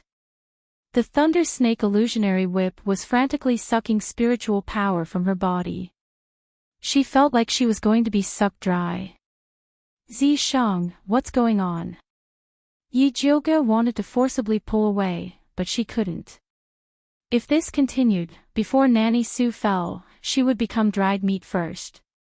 It's a demonic artifact, so it always has a bit of a personality. "You just need to communicate with it," Zishang said lazily. "How do I communicate?" She couldn't be yelling at the whip. She wasn't crazy. "Use your soul power to forcibly give it an order," Zishang kindly reminded her. Zishang kindly reminded, "You'll be sucked dry in 30 minutes, so you have to hurry. Catch your sister." At the moment of life and death, Yi Jyoga was practically shouting with her soul, "Damn your Thunder Snake illusionary whip, if you dare to suck Big Sister's spiritual power again, Big Sister will cripple you." The Thunder Snake illusionary whip couldn't help but tremble. As expected, it stopped sucking energy from Yi Jyoga. It immediately flew away from Yi Jyoga's hand and fiercely stabbed into Nanny Sue's chest, frantically devouring her. Nanny Sue's body quickly dried up, and her face was as white as paper. She looked down at the silver snake on her chest in disbelief. In the past, she was the one who sucked other people's blood. She didn't expect that one day, she would be the one being sucked. Yi Jyoga's expression was unsightly as she looked at the Thunder Snake illusionary whip that had instantly turned blood red. She couldn't tell that it was a demonic artifact with such a ghastly appearance. Did she think everyone else was blind? "It's fine, it's just too thirsty. It'll just suck once," Zishang said without sincerity. Yi Jyoga instantly felt like she was being played. At this moment, Nanny Sue's body had already dried up like a skull. Just as she was about to call it a day, her body suddenly swelled up, and a strange red color appeared on her face. The thunder snake illusionary whip instantly returned to Yi Joga's hand as if it had seen a ghost, and returned to its previous harmless appearance. Not good, she's going to self-destruct. Hurry and run. Zishang quickly sent a wave of demonic energy into Yi Joga's body. At the same time, Nanny Sue's body exploded with a loud boom. A huge wave smashed into Yi Joga's body like a hammer. She only felt her blood and chi churning, and her body flew out like a kite with a broken string. Hold on, I'm going to sleep for a while. Zishang said the last sentence, and then went silent. F***ck, F***ck, F***ck. Yi Joga was really going crazy. Her spiritual energy had already been sucked dry by the thunder snake illusionary whip, and she couldn't move at all. She could only fall straight down from the sky, smashing through countless branches and leaves along the way, and finally smashing a human-shaped pit on the ground. Yi Joga was buried in the ground. She strongly suspected that her face was disfigured, and her face hurt terribly. At this moment, the demonic beast's howl resounded in her ears, filled with the threat of an outsider. She used all her strength to raise her head, and what entered her eyes was a round black hat. It turned out that the wolf beasts that she had released earlier were having a meal together, and there were still traces of blood on the corners of their mouths. The wolf beast leader was currently looking at her with a bewildered expression, trying to recognize who this person was from her badly battered face. Hi, Black Hat, we meet again. Yi Joga reluctantly greeted them. She didn't know if these wolf beasts still remembered her kindness of not killing them earlier. One must know that she was in so much pain that she couldn't even move a finger. If the wolf beasts wanted to kill her, it would be as easy as flipping their hands. Fortunately, the wolf beast leader quickly recognized Yi Joga, and surrounded her while whimpering, as if asking her how she was injured. I fought with the bad person who controlled you for 300 rounds, and was accidentally sent flying by her. Yi Joga said with difficulty. Oh whoa. The wolf beast leader howled twice, and then lowered its head to grab Yi Joga onto its body, and carried her deep into the forest. Chapter 94. The wolf leader carried Yi Joga through many twists and turns before returning to the swamp. After a series of howling woo-a-oh, several bubbles appeared in the swamp. Then, the round head of the big mud frog popped out. Gwa gwa gwa. Ow ow ow. After some kind of communication between the wolf and frog, the mud frog looked at Yi Joga with grievance before diving back into the swamp gloomily. Then, with a poof, the swamp spat out a lake blue stone. The wolf leader grabbed the lake blue stone with its claw and rolled it to Yi Joga's mouth. It howled twice, obviously wanting her to eat it. Yi Joga looked at the lake blue stone from the corner of her eyes. Could it be a magical medicine used by the demon race? Ow ow. The wolf leader urged impatiently. Yi Joga steeled her heart and swallowed the stone. But it was useless.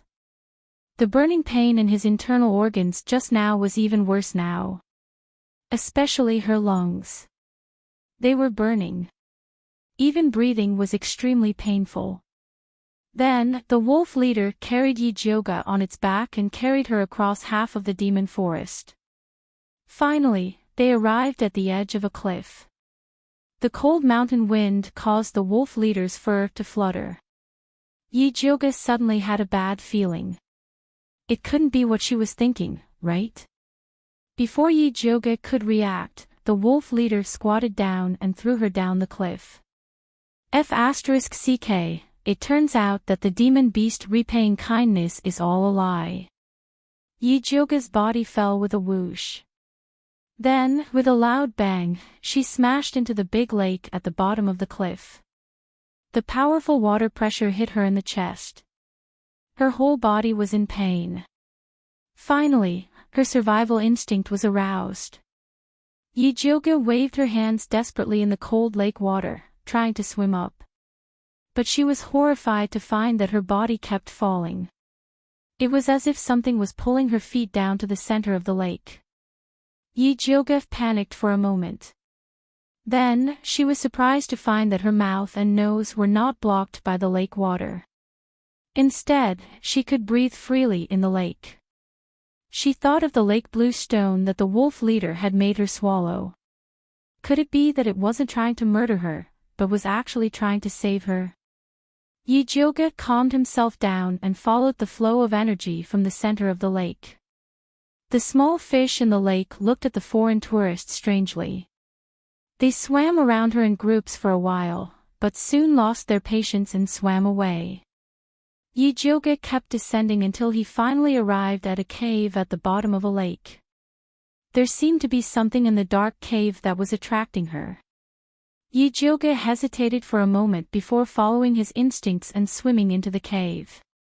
After passing through a dark and narrow passage, his eyes brightened. The walls of the cave were covered with light blue aquatic plants, which emitted a bright light. It was very beautiful.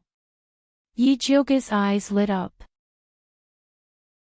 He hurriedly plucked a handful of seaweed and put it in his mouth to chew. A bitter yet sweet taste filled her mouth. Then, a cold spiritual power rose from his dantian, and the pain on his body and face was immediately relieved. I've struck gold. Yijioga's eyes turned into the shape of ingots. These aquatic grasses were actually stage 2 blue jade aquatic grasses. The blue jade water grass contained extremely pure water spiritual energy and was a treasure for healing injuries. If he brought it to the medicine hall, he could sell it for 1,000 taels of silver each. There were at least 10,000 blue jade aquatic grasses here. If he brought it back, he would definitely become rich overnight. Other than being valuable, this spiritual grass also had a very important function. It was a natural painkiller. With this spiritual medicine, not only would Imperial Consort she not have to endure the pain of being dismembered, she would also be able to speed up her body's recovery. This was simply an unexpected surprise. Yijioga excitedly cut off the blue jade aquatic grasses and stuffed them into the beast skin bag that she carried with her. Only when she could no longer pretend did she reluctantly continue forward. After passing through the passage at the bottom of the lake, there was a pool of water above. Yijioga stuck her head out and found that she had arrived at a cave. The cave was tall and deep, and it was frighteningly spacious. She immediately became vigilant. This kind of place was either the lair of a big demonic beast or a treasure trove filled with traps. No matter what, it was dangerous. Yijioga stuck to the wall of the cave and slowly walked inside. At this moment, a rolling sound suddenly came from afar, as if something was rolling towards her. Yijioga clenched the lightning snake illusion whip in her hand. Although this demon artifact was a scam, it was strong enough to give her a sense of security at critical moments. As the rolling sound approached, Yijioga's nerves were also stretched to the extreme. She had just raised the lightning snake illusion whip when she saw a round, chubby black figure desperately pushing a dirty pill furnace in front of her. Pippi!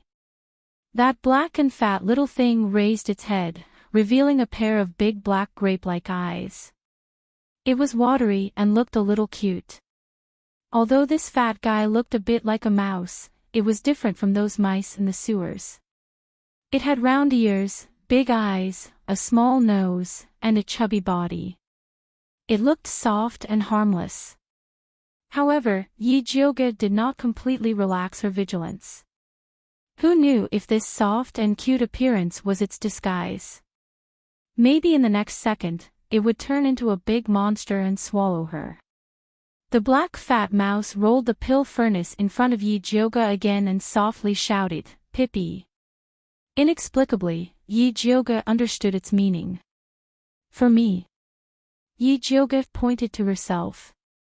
"Pippi." The black fat mouse nodded its head with force. Yi Jioge did not rashly pick up the pill furnace. Instead, she opened her spiritual eye and examined it carefully. She discovered that there was nothing special about this pill furnace and it did not look like a hidden weapon. Thus, she picked it up from the ground. She blew away the dust on it and discovered that it was a three-legged bronze cauldron. There were complicated carvings on it and it gave off an ancient aura. Yi Jioge inexplicably felt that this was a treasure. Her money-grubber heart was touched and she did not hesitate to keep it. Pippi. The black fat mouse happily called out and turned to walk into the depths of the cave. Yi Jioge lit up a fire and cautiously followed behind the black fat mouse. They arrived at an even wider cave. When the fire lit up the surrounding cave walls, Yi Jioge could not help but take in a breath of cold air. She saw that the cave walls were filled with ravines and it gave off an incomparably desolate feeling. In the middle of the ravines, there was some light blue paint mixed in. She carefully observed and discovered that the light blue paint on the cave walls was actually a mural. Unfortunately, it was already destroyed by the crisscrossing scars and nothing could be seen. Yi Jioge used her hand to pick up the remaining paint and discovered that it was made from some kind of ore that contained spiritual energy. A mural painted with this kind of paint should be incomparably hard and it should not be a problem for it to be preserved for thousands of years. Now that it was destroyed to such a state, how powerful must the culprit be? Chapter 95. Yi Jioge carefully studied the marks on the cave wall. She found that there was no pattern to these marks. There were also large pits in some places. It didn't seem like a premeditated destruction, but more like the marks left behind after a fierce fight. To be able to destroy such hard cave walls and murals to this extent, one had to be at least a great spiritual master. Yi Jioge tried to analyze the fragmented murals, but the damage was too severe, and she couldn't understand it at all. At this time, she found a line of small characters in the corner, so she squatted down and wiped the dust off it. Looking carefully, it turned out to be her grandfather Yun Tianwei's handwriting.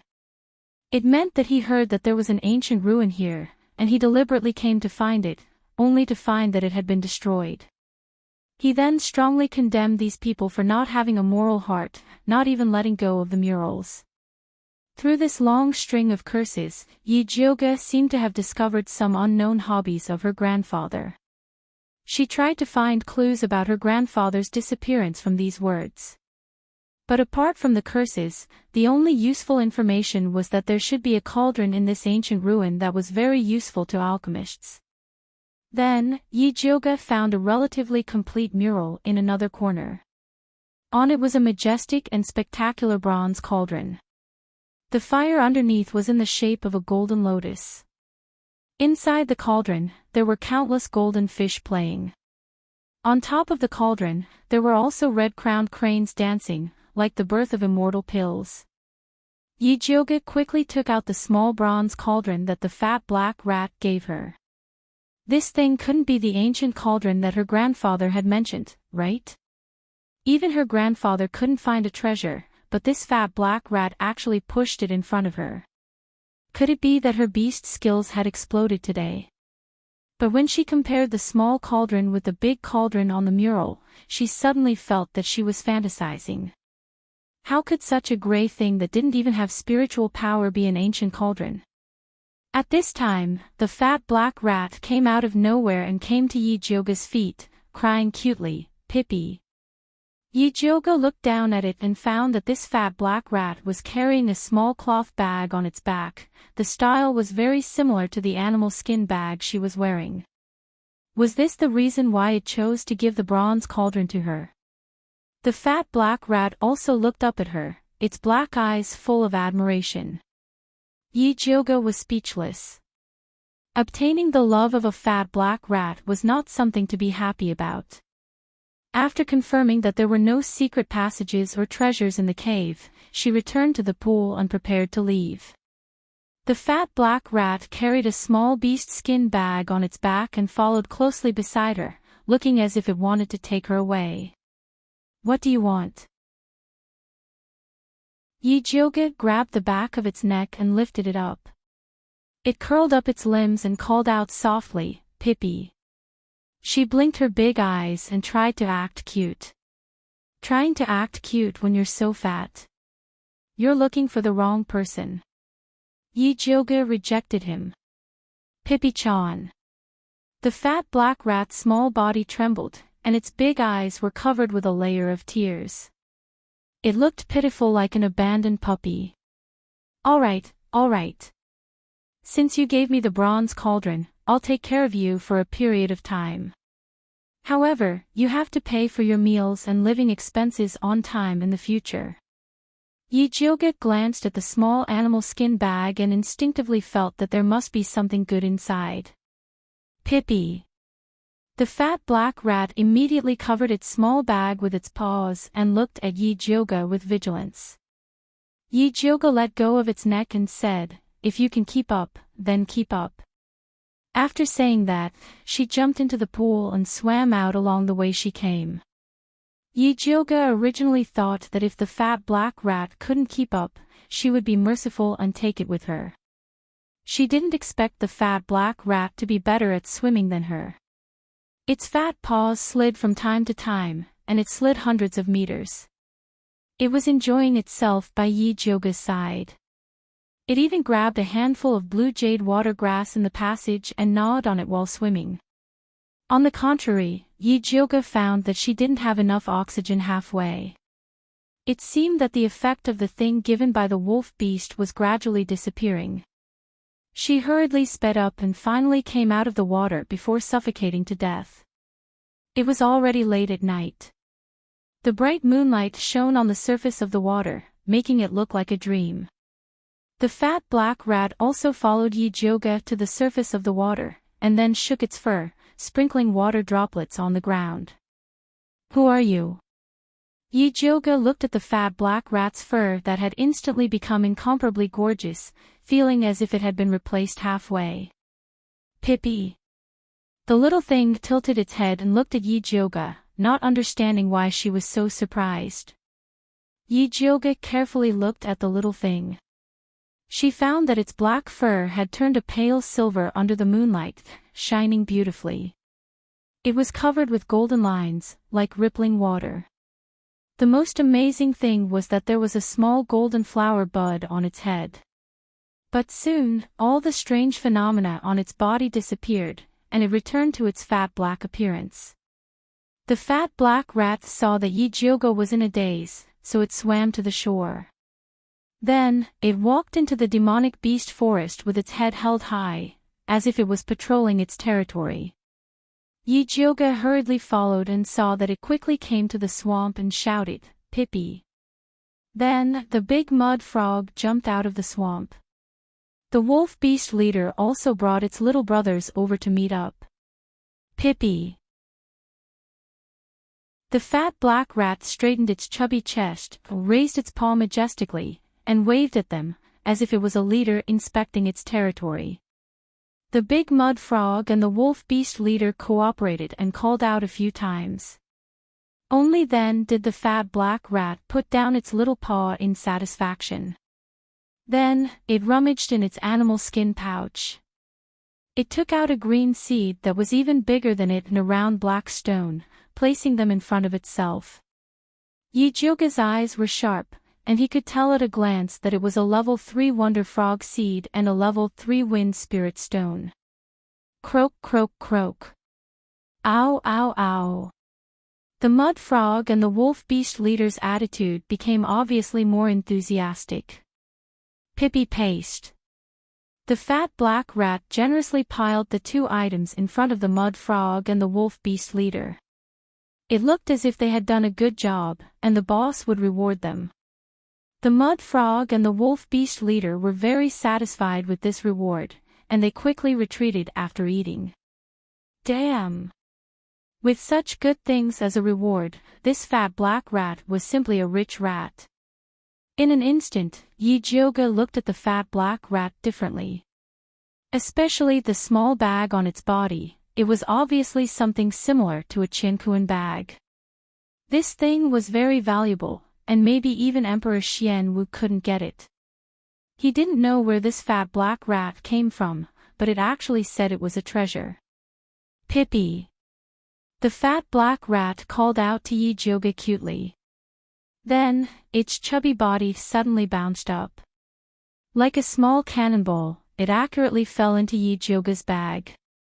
It dug out a place in the bag full of miscellaneous items, then curled up into a ball and prepared to rest. Before sleeping, it did not look at Yi Jioge and called out, Pippi. The proud look on its face clearly seemed to be saying, Master wants to rest, let me kneel and rest. Chapter 96. Looking at the fat black rat, Yi Jioge suddenly felt that she had been cheated.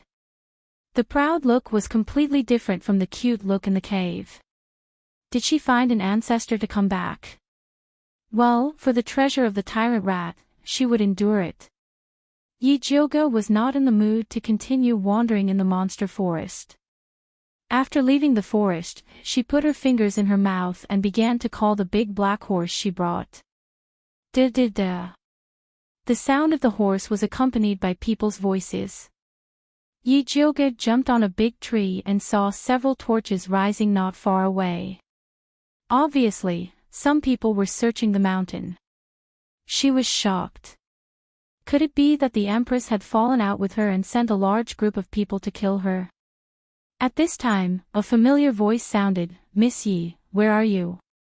Yi Jioge recognized that it was Bai Songling's voice and jumped down from the tree. Seeing that he was still holding his big black horse, she could not help but ask, why are you here?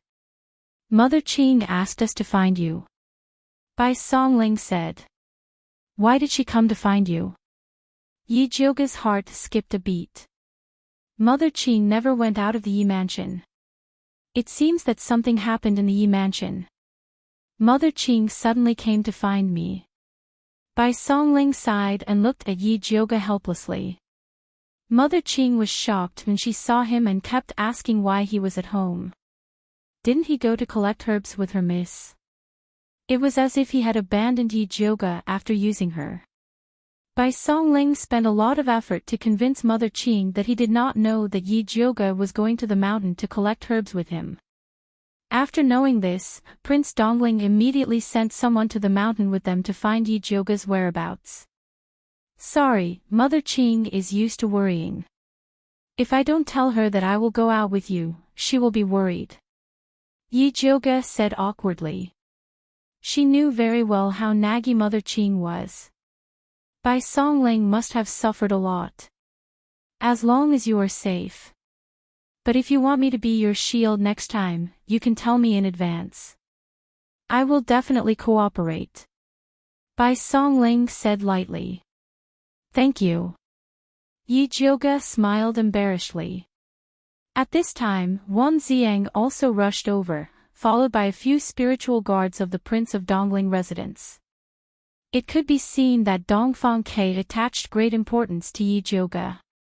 When he heard that something had happened to her, he immediately sent out the most outstanding spirit guard in his residence. Eldest Miss Yi, you didn't. Wan Xiang raised his torch and walked over to Yi Jioge. Before he could finish speaking, he was stunned. His eyes flashed with a trace of amazement. Young Lady Yi, your face. Bai Songling's eyes widened as she looked at Yi Jioge. She looked as if she had seen a ghost. The sky was too dark and Yi Jioge was standing under the tree. He was so focused on talking that he didn't notice that Yi Jioge's face had changed. What's wrong? Could it be that she had hurt her face when she was in the demonic beast forest? She remembered that her face hurt terribly at that time. Yi Jioge hurriedly reached out to touch his face. His skin was as smooth as silk.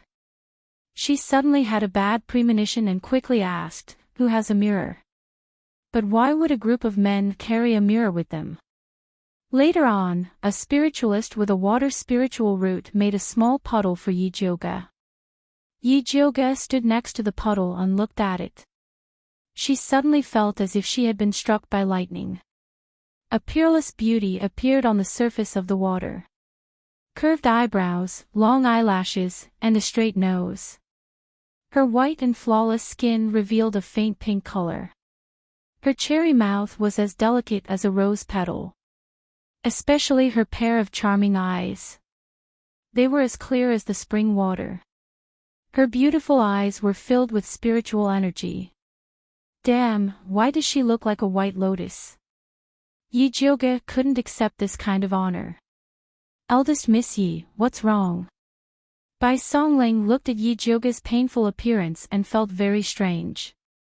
Wasn't becoming beautiful something to be happy about? Why did she look like this?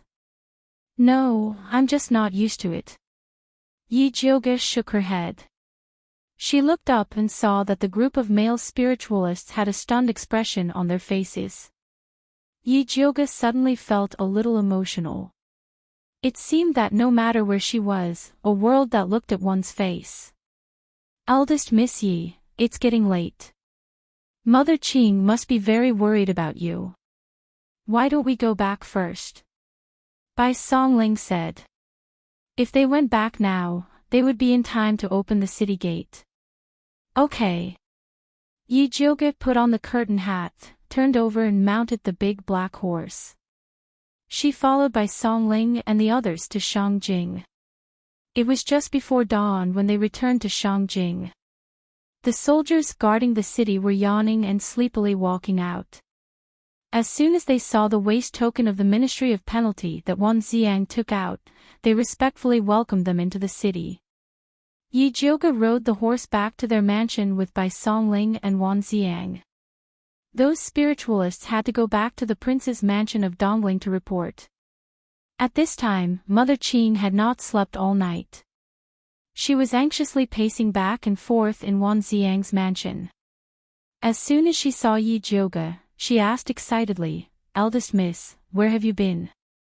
I'm so worried about you. Didn't I tell you that I went to the mountains to collect herbs?" Yi Jioge got off the horse and said, "Why did you lie to me that you went to the mountains with Lord Bai?" Mother Qing complained discontentedly. This question was embarrassing. Bai Songling was beside them. Yi Jioge hurriedly pulled Mother Qing to the house and said in a low voice, "I'll explain it to you later." Okay. Mother Qing also found it was not appropriate to pursue these things in front of outsiders, so she did not say more. After entering the house, Yi Jioge asked Mother Qing, "Why did you come here in the middle of the night?" "Not long after you left this morning, the master brought someone to Ziling Garden and said that he wanted to see you. I told him that you were recuperating and it was not convenient for you to see guests. But he did not believe me and shouted to kill you. He even smashed the door. I found that something was wrong, so I hurriedly came to find you." Mother Qing originally wanted to ask Wan Xiang for help, but she did not expect that it was Bai Songling who came to open the door. At that time, she thought that eldest Miss was cheated by Bai Songling and even wanted to kill him. How did father know that I was not in the yard? Yi Jioge frowned and thought of Mammy Su who hid in the demon beast forest to ambush her. It was obvious that someone in the Yi mansion was monitoring her, and this person was very powerful. I don't know, but let's go back quickly. I'm afraid that if we are late, the master will catch up to Yaoguang Garden and catch Zhenju and the others to vent his anger. Before Mother Qing left, she asked Zhenju to take the other maidservants and run to 4th Miss to take refuge. Okay, let's go back now. Yi Jioge nodded and then said to Bai Songling and Wan Xiang, "I'll have to trouble you to send a message to His Highness for me. Tell him that the spiritual grass has been found. After I finish the matter in the Yi mansion, I will go find him." After saying that, he took Mother Qing and rushed to the Yi mansion. Chapter 97. At this moment, Yaoguang Yuan was in a state of chaos. Zhenju brought along a servant girl from Purple Forest Yuan and hid in a remote room in Yaoguang Yuan. Qing Hu and Qing Lu were comforting them softly. Fifth Aunt's face was pale as she looked at the situation outside through the window. Yi Yuxuan frowned and shouted at Yi Rui, who was blocking in front of her. "What are you doing?" "Father, I can't let you take Jinju and the others away." Yi Rui was small, but she stood bravely in front of Yi Yuxuan with her arms open. She didn't look like she was going to back down. "They're not servants of Yaoguang Yuan. What business do you have?" Yi Yuxuan said impatiently. He had already let Mother Qing run away. He definitely couldn't let the remaining servant girls go. He couldn't deal with Yi Jioga, but he could kill a few of her servant girls. "Although they're not servants of Yaoguang Yuan, they're still very important to me." Yi Rui racked her brains to think of an excuse. Before Big Sister brought them back, she had to stall her father. "What's so important about them to you?" Yi Yuxuan didn't believe her. They were just a group of servant girls. How important could they be? They can help me clean the pill furnace and organize my pill refining notes." Yi Rui couldn't think of any other excuse and could only say random things. "Ha!" Yi Yuxuan sneered and said, "You let the servants of Purple Forest Yuan clean your pill furnace and organize your pill refining notes. Then what's the use of the servants in your courtyard?" Before Yi Rui could finish, she was forcefully interrupted by Yi Yuxuan. "Since the servants in your courtyard can't be used, then there's no point in keeping them. Sell them all." When Qing Hu and Qing Lu heard this, they couldn't help but shiver. They were really afraid that Yi Yuxuan would tie them up as well. "No, they're just as useful." Yi Rui hurriedly shook her head. "I'll say it here today. You can only keep one servant of Purple Forest Yuan and Yaoguang Yuan." Yi Yuxuan's eyes were gloomy. He released the aura of a fifth-rank pill refiner and pressed down on Yi Rui like a mountain. He was very angry and felt that his painstaking efforts had been wasted. Fourth girl, this ingrate, was actually siding with an outsider and supporting Yi Jioga in every aspect. If he doesn't teach this damned girl a lesson today, she might turn into a second Yi Jioga.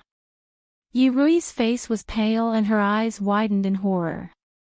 He felt that Yi Yuxuan had merged with the sinister and terrifying evil cultivator in the basement. Cold sweat seeped from her forehead and back, drenching her clothes in an instant. Yi Yuxuan thought that his aura had suppressed her, and his face revealed a complacent smile. Fifth concubine found that her daughter was not quite right and was about to open the door to go out. "Fifth concubine, you can't." Qing Hu hurriedly stopped fifth concubine. Just now, Yi Rui had specifically told her mother not to appear in front of Yi Yuxuan, in case she angered him again. "At most, I'll just be beaten by master."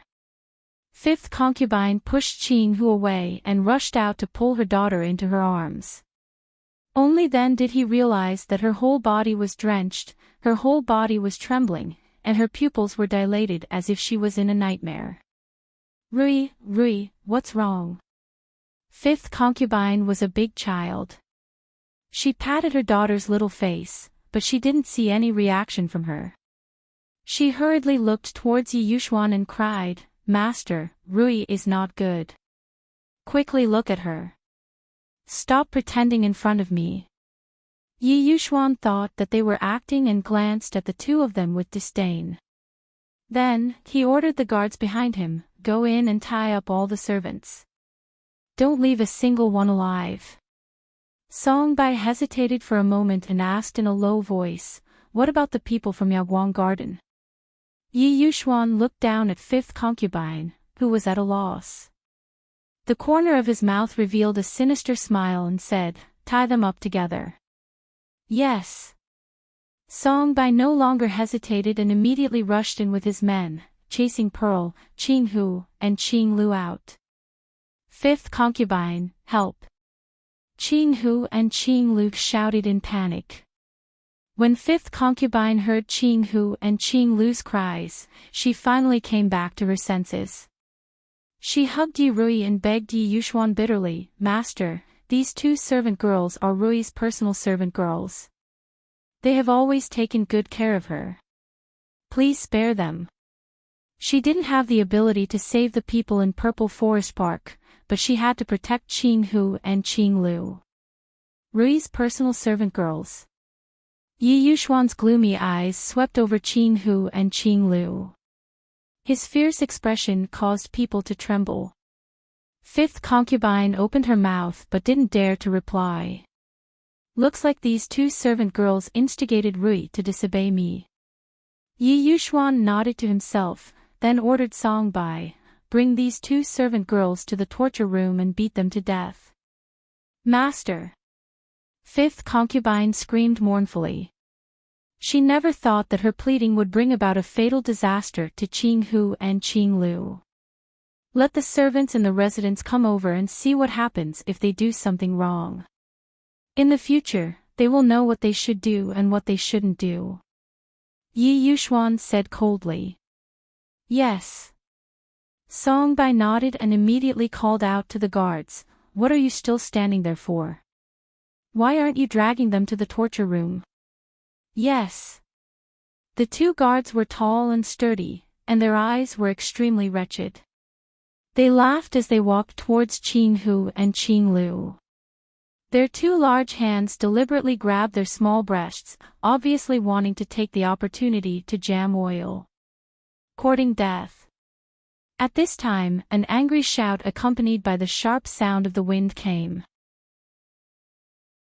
A whip flashing with purple light lashed towards the two guards. The two guards screamed as their arms unnaturally drooped down. Their tendons and bones were all broken. Eldest young miss. Qing Mama. Qing Hu and Qing Lu had tears in their eyes as their faces were filled with surprise. Yi Jioga wore a veil hat and held the Thunder Snake illusion whip as he stood in front of them to protect them. Qing Mama hurriedly untied the two servant girls. "Yi Jioga, you still have the face to come back." Yi Yuxuan raised his hand and pointed at Yi Jioga as he shouted. "Father even has the face to bring a man outside to make a ruckus in his own backyard. How can I not have the face to come back?" Yi Jioga raised his eyebrows as he spoke in an unruly manner. "What nonsense are you saying? These are my personal guards, how are they outside men? Moreover, I only had them punish a few disobedient servants. What does this have to do with the backyard?" Yi Yuxuan heard Yi Jioga mock him for wearing a green hat and his face became crooked from anger. "Is that so? I wonder what wrong the servants in Fourth Sisters and my courtyard did to actually make father muster such a large force to punish them." Yi Jioga sneered. "You didn't return at night. Not only did these servants not report it, they even helped you cover up your mistake. They deserve to die 10,000 times. Also, those dog servants from Yaoguang Yuan who taught the young master and instigated Fourth Miss to go against me also deserve to die," Yi Yuxuan said sinisterly.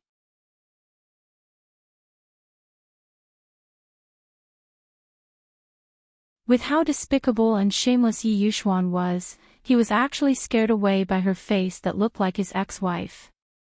He must have done something extremely guilty. Otherwise, he wouldn't be so scared. "Eldest young lady, quickly come and take a look at Rui." Fifth aunt shouted hoarsely. She was afraid of attracting Yi Yuxuan's attention, so she didn't dare to make a sound. Only now did she dare to ask for help.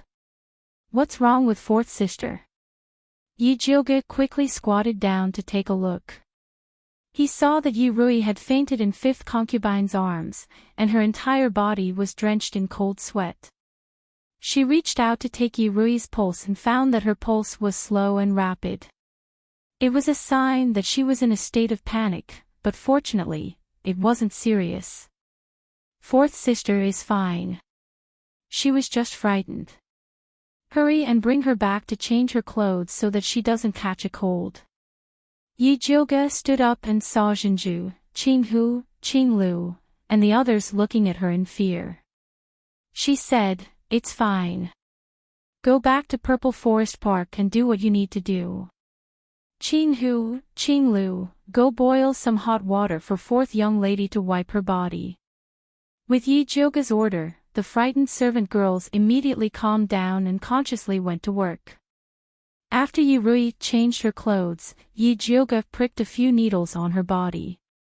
The little girl suddenly opened her eyes and waved her hands and feet wildly. She screamed in panic, "Go away, go away." She looked as if she had just come out of the basement. "Fourth sister, it's fine. Eldest sister is here."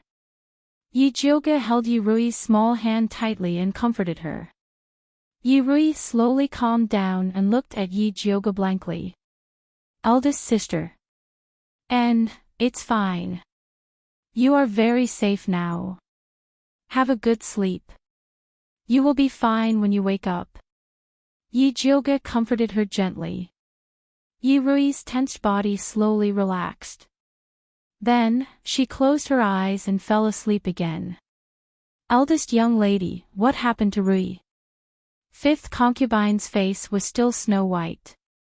Previously, Yi Jioga had only said that Yi Rui was frightened when she was kidnapped.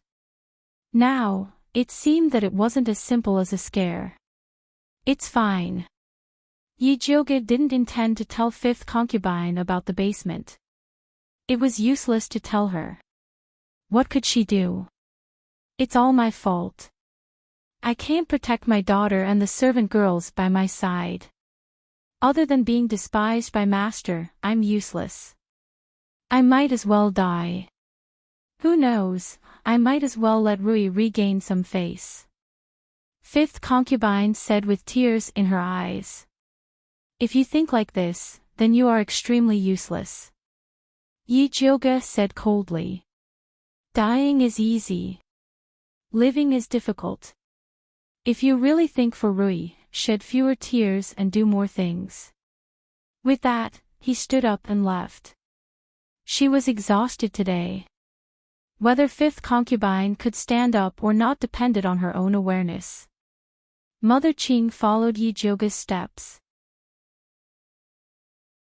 As soon as she entered Purple Forest Park, she immediately asked, "Eldest young lady, how did your face suddenly recover?"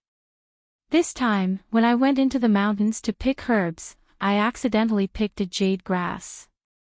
I didn't expect that after eating it, the black scars on my face would disappear."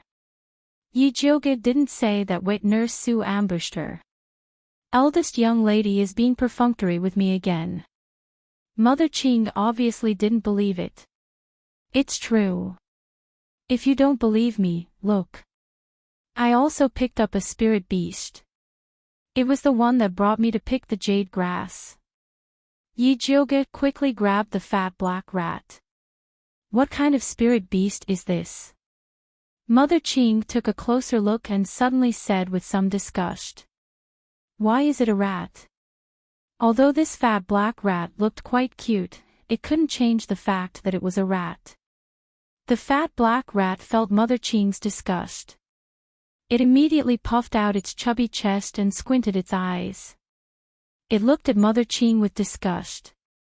It had a look that said, "You stupid mortal, this uncle doesn't care about you." Then it went back into Yi Jioga's bag. This fat head rat even became a spirit. Mother Qing couldn't help but laugh. She finally believed that this fat black rat brought good luck to eldest young lady. She immediately asked happily, "What does this fat head rat like to eat?" "This old servant will get someone to prepare it. This is not urgent. I have something for you to do." Yi Jioga told her about the matter of someone in Yi Mansion watching their Purple Forest Park. Finally, he said, "Although Yi Mansion has many spies, but to be able to accurately guess my whereabouts, this person is definitely not simple. We must find her."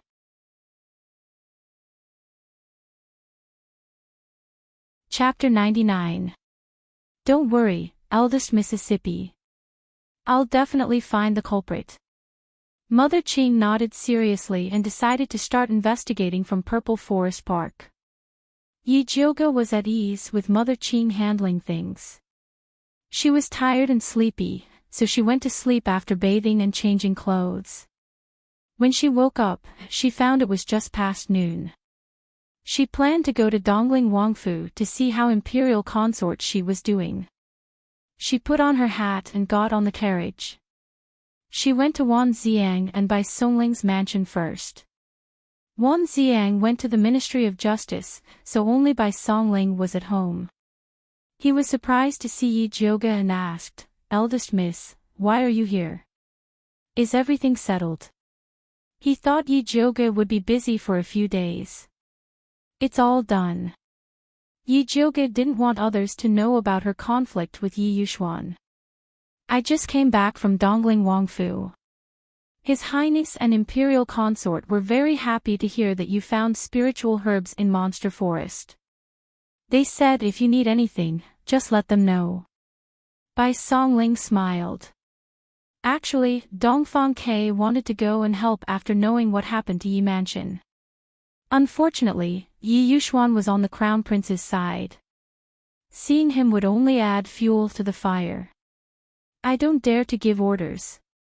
Brother Bai, if it's convenient, please take me to Dongling Wangfu," Yi Jiuge said. It wasn't convenient for her to go to Misty Rain Tea House alone. "Of course, follow me." Bai Songling had nothing to do in the mansion anyway. Yi Jiuge followed Bai Songling into the mansion secretly. She didn't expect Dongfang Ke to not be there. Yi Jiuge went straight to the courtyard to see Imperial Consort Shi. Seeing her, Nanny Zhou's face was full of enthusiasm.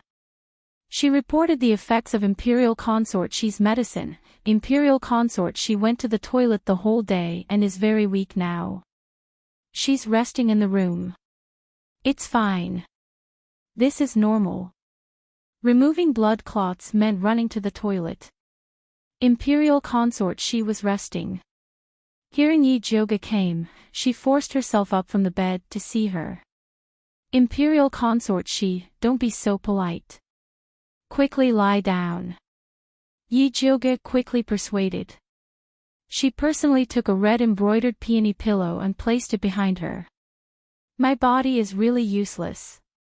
I've let you laugh at me." Imperial Consort Shi was really weak and leaned on the bed. "Her ladyship looks much better." Yi Jiuge carefully looked at noble Consort Shi. Although she was dispirited, the pustules and rotting flesh on the right side of her face had improved. The pustules had already begun to form scabs and were no longer oozing pus. The stench of rotting flesh had also faded a lot. The right medicine is indeed different. I also feel much better. Imperial Concubine Shi smiled. When the clotted blood is expelled, the effects will be even more obvious. Yi Jiuge smiled as he recounted how he had obtained the blue jade water grass in the mountains. Imperial Concubine Shi was overjoyed when she found out that she didn't have to suffer the death of 1,000 cuts. After she calmed herself down, she couldn't help but ask Yi Jiuge, "When you came in, I wanted to ask why you're wearing a veil hat." "Because I took some herbs in the mountains and restored my original appearance. I'm still not used to it, so..." Yi Jiuge smiled embarrassedly. She really wasn't used to walking around with a white lotus face. "Silly girl, becoming beautiful is a good thing. Why are you hiding it? Quickly take off your hat and let me see," Imperial Concubine Shi said kindly. Yi Jiuge put his hand on the brim of the hat. Before he took it off, he suddenly remembered something and asked, "Her ladyship, I heard that you often drank tea with my mother." "That's right. At that time, Linglong and I often invited your mother into the palace. Your mother is a very good person, but her eyesight is too poor." Noble consort She didn't hide her disdain for Yi Yuxuan at all. Although Yi Yuxuan was handsome, talented, eloquent, and considered a good son-in-law in Shangjing, she could still see that he was selfish, despicable, and shameless. He was a good son-in-law in Shangjing, but she could still see that Yi Yuxuan was selfish, despicable, and shameless. Other than being good-looking and eloquent, what other abilities did that pretty boy have? She took off her veil hat and revealed her true appearance. Imperial concubine, she was originally leaning against the bed, but when she saw Yi Yuxuan's appearance, she couldn't help but sit up straight. Her eyes were filled with disbelief. Does she look like my mother? Yi Jioge asked. Yes and no. Imperial concubine, she looked carefully and sat down again. How?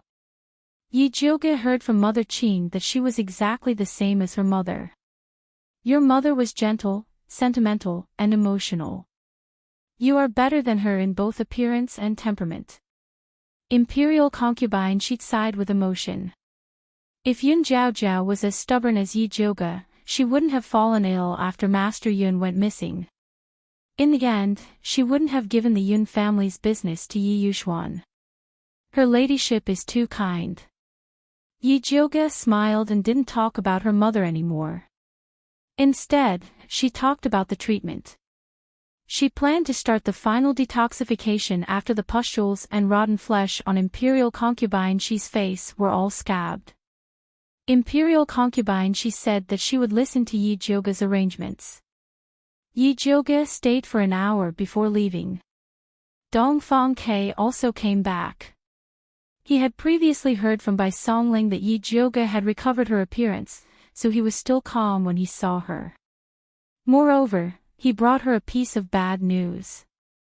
Eldest Miss Yi, after old Master Su came out of seclusion today, he immediately sent people to bring Su Yufeng, who was locked in the ancestral temple, back to the Su family. Why did old man Su suddenly come out of seclusion? Yi Jioge was shocked. From Yi Yuxuan's expression, it seemed like he didn't know anything. Otherwise, he wouldn't be in the mood to find trouble with her. I also just heard the news. Old man Su has successfully advanced to Spirit Master.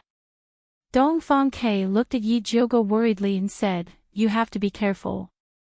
Old man Su coming out of seclusion is the Su family's matter. What does it have to do with me? Yi Jioge didn't care much. If Su Yufeng came back, then so be it. As long as she dared to make a move, he could chop off her claws. You don't know. Old man Su is from a grassroots family.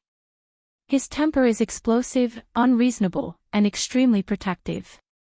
If Su Yufeng and her daughter say bad things about you in front of him, I'm afraid he will make things difficult for you. Dongfang Ke sighed. Could it be that he wants to personally teach a junior like me a lesson? Wouldn't he be shameless? That won't happen. I'm worried that he will say some unpleasant things. Dongfang Ke also felt that old man Su wouldn't. Then I'll just treat it as his fart. Yi Jioge said indifferently. No matter what, she was the Yi family's first daughter. If old man Su's words were too unpleasant, Yi Yuxuan and the Yi family would also be implicated. If Yi Yuxuan didn't care, then she wouldn't care even more. It's always good to be more prepared. Dongfang Ke advised. I understand. Yi Jioge nodded perfunctorily. She didn't take Dongfang Ke's words to heart. In her eyes, Su Yufeng and her daughter were just courting death. She could get rid of them before, and she could still get rid of them now. Dongfang Ke knew that it was useless to say anything more, so he didn't try to persuade her. After he sent Yi Jioge off, he returned to the study. After muttering to himself for a moment, he made a decision and ordered Lei Ping, prepare a horse, we're going to the relay station.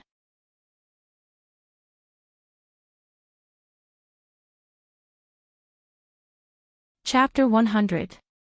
As soon as Yi Jioge returned to Purple Forest Park, Mother Qing anxiously came up and said, Eldest Miss, bad news, Master lifted second Miss's confinement.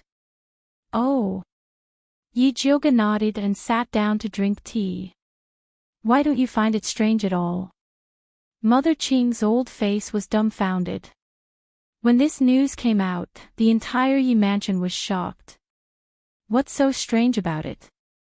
Yi Jiuge told him about old Master Su coming out of seclusion and bringing Su Yufeng home. With Yi Yuxuan's personality, he would definitely curry favor with this spirit master father-in-law. Naturally, he would release Yi Shanshan. This old man Su is really an old fool. His daughter did such a thing that's worse than pigs and dogs, yet he still has the face to bring her home. If I were him, I'd directly press Su Yufeng into a pig cage and drown her. Mother Qing said fiercely. I heard that old man Su is very protective of his people. Tell the people below to behave themselves and don't go out if there's nothing important. Yi Jiuge was worried that Yi Yuxuan, that shameless scum of a father, would use her servants to curry favor with his father-in-law. Don't worry, First Mississippi. They know what to do. Under the training of Mother Qing, the maids of Purple Forest Park were even more sensitive to the movements of the Yi family than rabbits. Seeing the rise of the second miss, what else could they not understand? Recently, they were even more well-behaved than quails. When they passed by the main courtyard, they would make a detour. They've suffered with me. I'll give each of them a red packet later as a way to calm their nerves. Yi Jiuge was also helpless. Yi Yuxuan and Su Yufeng didn't dare to touch her, so they thought about touching the people around her every day. The servants in her courtyard were frightened every 2 or 3 days, and it was hard on them. What's so hard about it? Being able to serve young miss is their good fortune from their previous life. Mother Qing's words were not boasting. In the Yi mansion, there was no master like Yi Jiuge who treated his servants as his own people. Although they would be scared out of their wits by master and madam from time to time, Yi Jiuge would always come to their rescue in time, making them incomparably touched. Compared to those masters who beat and scolded their servants and often pushed them out to take the blame, Yi Jiuge was simply the reincarnation of Buddha. The servants of Purple Forest Park had banded together after being frightened time and time again. Not to mention, Yi Jiuge was very generous. Whether it was his monthly allowance or his tips, they were all sufficient. Mother Qing, don't be too harsh on them. Yi Jiuge was busy all day long. Apart from Zhenju who served him closely, he had little contact with the other maids. In the words of Mother Qing, these girls still needed to be trained. Don't worry, First Mississippi. This old servant knows what to do. Mother Qing had recently discovered that the aptitudes of these 2 young maidservants were pretty good. She was preparing to train them to see if they could become the eldest Mrs. Henchmen in the future. Since Mother Qing said so, Yi Jiuge could only let her do whatever she wanted. In the following days, Yi Jiuge locked himself in the alchemy room and began refining the detoxification pill for noble consort Shi. The 1,000 silk grass was a very troublesome spiritual material. It had to be soaked in dew for an entire night before the membrane on its surface could be washed off. After washing it, he still had to pick out the messy filaments inside before he could refine pills. Yi Jiuge busied himself for the better part of a day before he was done with the 1,000 silk grass. When she was preparing to concoct pills, she suddenly thought of the small bronze cauldron that her fat black rat had given her. She wondered what the effects would be if she used it to concoct pills. Yi Jiuge took out the dusty small bronze cauldron. She didn't know what was going on, but the copper rust on it couldn't be washed off no matter how much she washed it. It looked really dirty and broken. If others saw her using this broken cauldron to concoct pills, they probably wouldn't dare to use it. Yi Jiuge didn't dare to use the 1,000 silk grass as a test subject. She took some tianqi, borneal, dispersing blood grass, white bull gall, pangolin, yam, bitter ginger, and geranium grass to refine the most classic hemostatic pill. After she injected spiritual power into the small bronze cauldron, the small cauldron was like an old cow pulling a broken cart. It slowly grew bigger and bigger. Yi Jiuge waited until she was about to fall asleep. Only then did the small cauldron finally become a normal size. At this moment, Yi Jioge already had an ominous premonition. However, she still held on to a glimmer of hope. She placed all the medicinal ingredients into the small bronze cauldron and began refining. The fire used in Yi Jioge's alchemy room were all ordinary flames. If she were to use her alchemy furnace to concoct pills, she would probably need the time it takes to brew a cup of tea. However, this small bronze cauldron didn't have a good tolerance for the flames. After burning for a long time, the medicinal ingredients inside still didn't melt. Yi Jioge gloomily looked at the fat black rat that was still sleeping soundly in the animal skin bag. Sure enough, cheap goods don't come cheap. You really can't count on free things. She let the small bronze cauldron slowly refine. She turned around and prepared to start refining the 1,000 silk grass. At this time, the copper bell in the corner of the alchemy room rang, indicating that there was something to report. Yi Jioge opened the door to the alchemy room and saw Mother Qing anxiously saying, "Missy, Master wants you to go to the hall." "Why?" Yi Jioge asked. Mother Qing lowered her voice and said, "I heard that Master Su brought Madam back. What does their return have to do with me?" Yi Jioge disdainfully said. "Missy, you are, after all, Master's biological daughter. You have to give him this bit of face." Mother Qing helplessly said. They could do whatever they wanted at home, but in front of outsiders, they still had to maintain the facade of a loving father and filial daughter. Otherwise, everyone in Shangjing would laugh at them. "All right, I'll go take a look." Yi Jioge returned to her room and changed out of the cloth clothes she was wearing for alchemy. She wore an ice blue long dress. Her black hair was combed into a snake bun. On the top of her head, there was a jade hairpin made of begonia and pearls. A thumb-sized pearl hung down, making her cheeks even whiter and more beautiful. "Missy is really beautiful," Mother Qing said with satisfaction. She believed that Su Yufeng and her daughter would be incomparably shocked if they saw Missy's current appearance. Yi Jioge smiled and leisurely walked towards the hall with Mother Qing and Jinju. As soon as he reached the outside of the hall, he heard a loud and clear voice. "Yuxuan, it's not that I want to criticize you, but how could you send your pregnant wife to a place like the ancestral temple to suffer? When I married Yufeng to you, what did you say? Have you forgotten all about it?" "Yes, yes, yes. Father-in-law is right," Yi Yuxuan replied in a low voice. "Father, don't scold Master. It's all my fault. I didn't take care of the backyard well, which made Master angry." After Su Yufeng persuaded her father, she softly said to Yi Yuxuan, "Master, I know I was wrong. Please forgive me this time. Don't talk about the past. This time, you come back and take care of the baby." Yi Yuxuan's tone was incomparably gentle. There was even a trace of annoyance as he said, "If I had known that you were already 3 months pregnant, I definitely wouldn't have sent you to the ancestral temple to suffer."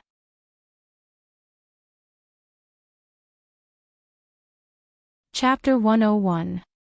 Su Yufeng was pregnant. Yi Jioge couldn't help but frown. This was out of her expectations. According to the time, Su Yufeng should have been pregnant before she went to the ancestral temple. Did she not know that she was pregnant, or did she hide in the ancestral temple on purpose? TSK, to be able to endure for so long in the ancestral temple despite being pregnant last month, she was quite amazing. "Eldest miss, what should we do?" Mother Qing looked at Yi Jioge uneasily. She originally thought that even if Su Yufeng returned, Yi Yuxuan wouldn't treat her well. She didn't expect that she was actually pregnant. This way, her weight would skyrocket, and it would be difficult to use Yi Yuxuan to deal with her. "It's fine." So what if she was pregnant? If she still didn't repent and continued to cause trouble, she would still take care of her. Yi Jioge gently stroked her hair, tidied up her appearance, and continued to walk towards the hall. Songbai saw Yi Jioge coming from afar and cleverly went to report, "Master, Madam, Elder Su, eldest miss is here. Let her in." Yi Yuxuan said in a dignified manner. "Yes." Songbai jogged out and smiled at Yi Jioge. "Eldest miss, please." Yi Jioge glanced at the lackey before walking into the hall. She saw Su Yufeng sitting in the first seat on the right. She wore a misty cloud-patterned satin dress, her cheeks were round, and her belly was slightly protruding. Being able to take care of herself so well after 3 months of pregnancy, it seemed that she didn't suffer much at the ancestral temple. Yi Shanshan sat next to Su Yufeng and held her hand tightly. She had lost a lot of weight after being grounded. Her chin was sharp, her eyes were big, and her waist was slender. Her white plum-patterned dress made her look even more delicate and pitiful. Yi Yuxuan was sitting in the first seat on the left with a straight face. A tall old man wearing a cyan robe sat in the first seat. His hair was pure white, his eyes were as big as copper bells, and his skin was dark. He looked very mighty.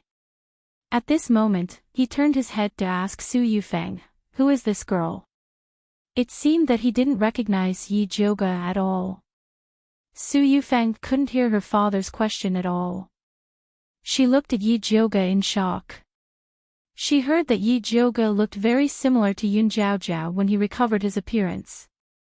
But she didn't expect it to reach this point. "Your daughter greets father and old master Su." Yi Jioge also bowed to great-grandfather Su on account of his age. She had the demeanor of a young lady from a noble family. "You're Yi Jioge." Old Master Su frowned. His impression of Yi Jioge was that of an ugly and wretched fool. How did she suddenly become a beauty? Yi Shanshan looked at Yi Jioge with jealousy and said in a neutral tone, "I didn't think that after not seeing you for a while, you would become a swan from a toad. Fourth sister, you flatter me.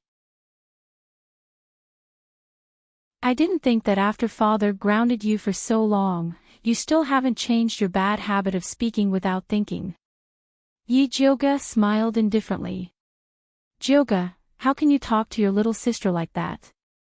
Su Yufeng completely forgot that she was in a sorry state when she was driven out of the Su family.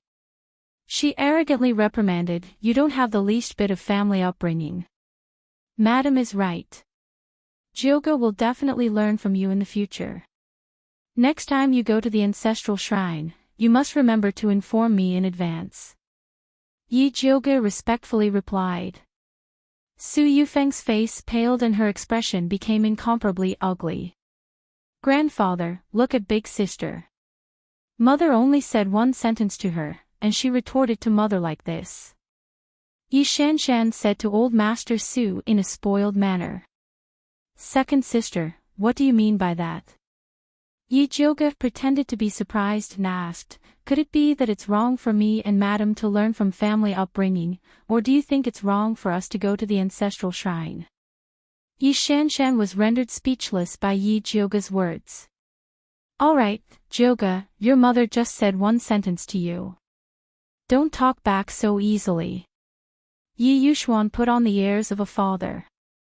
When Yi Jioge heard Yi Yuxuan say that Su Yufeng was her mother, the anger in her heart couldn't help but spew out. She could tolerate anything Yi Yuxuan said, but this was the only thing she couldn't tolerate. She looked at Yi Yuxuan and said word by word, "My mother's surname is Yun, not Su." "Forget it, old master. Jioge has grown up. It's normal for us to not be close. Please don't blame her." Su Yufeng's eyes were filled with tears. She bit her lips and looked delicate and pitiful. "Big sister, how can you treat mother like this? People always say that the grace of raising is greater than the grace of life. Mother raised you from a young age and always thinks of you when there's something good. Even I can't compare to her. Is this how you repay her? Do you still have a conscience?" Yi Shanshan scolded. It could be seen that she had been brewing these words in her heart for a long time. That's right. Yi Jioge smiled and said mockingly, if Madam hadn't raised me from a young age, I wouldn't have become a famous good-for-nothing ugly girl in Shangjing. Both Su Yufang and Yi Shanshan's expressions changed. For a moment, they didn't know what to say. Enough. Old Master Su suddenly slammed the table and the mahogany table immediately shattered. Previously, others told this old man that the eldest miss of the Yi family is arrogant and despotic. She contradicts the mistress, bullies her younger sister, and even looks down on her father. This old man didn't believe it at that time. Now that this old man has seen it with his own eyes, she really is a little hussy who doesn't know the rules. Old Master Su's voice was full of energy, causing everyone's ears to ring. Even the servants outside could hear it clearly.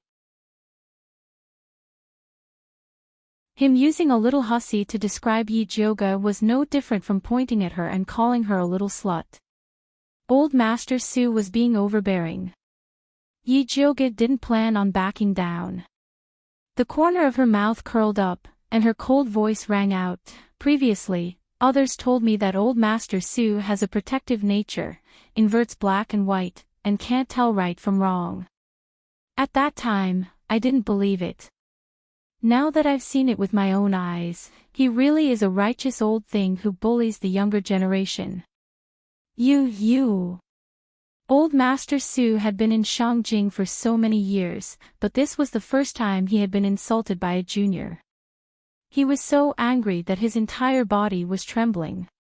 Rebellious girl, how dare you speak to old Master Su like that? Hurry up and kneel. Yi Yuxuan slammed the table, looking even more agitated than old Master Su. Yi Jioge didn't say anything. She just stared straight at him, and a pair of beautiful eyes that resembled Yun Jiaojiao's shot out a blazing light. Yi Yuxuan felt guilty the moment he saw Yi Jioge's face.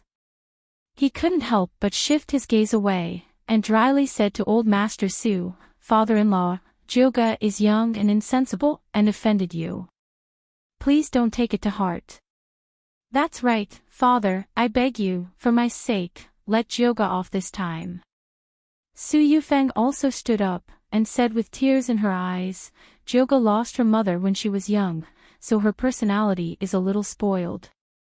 She will be more sensible in the future."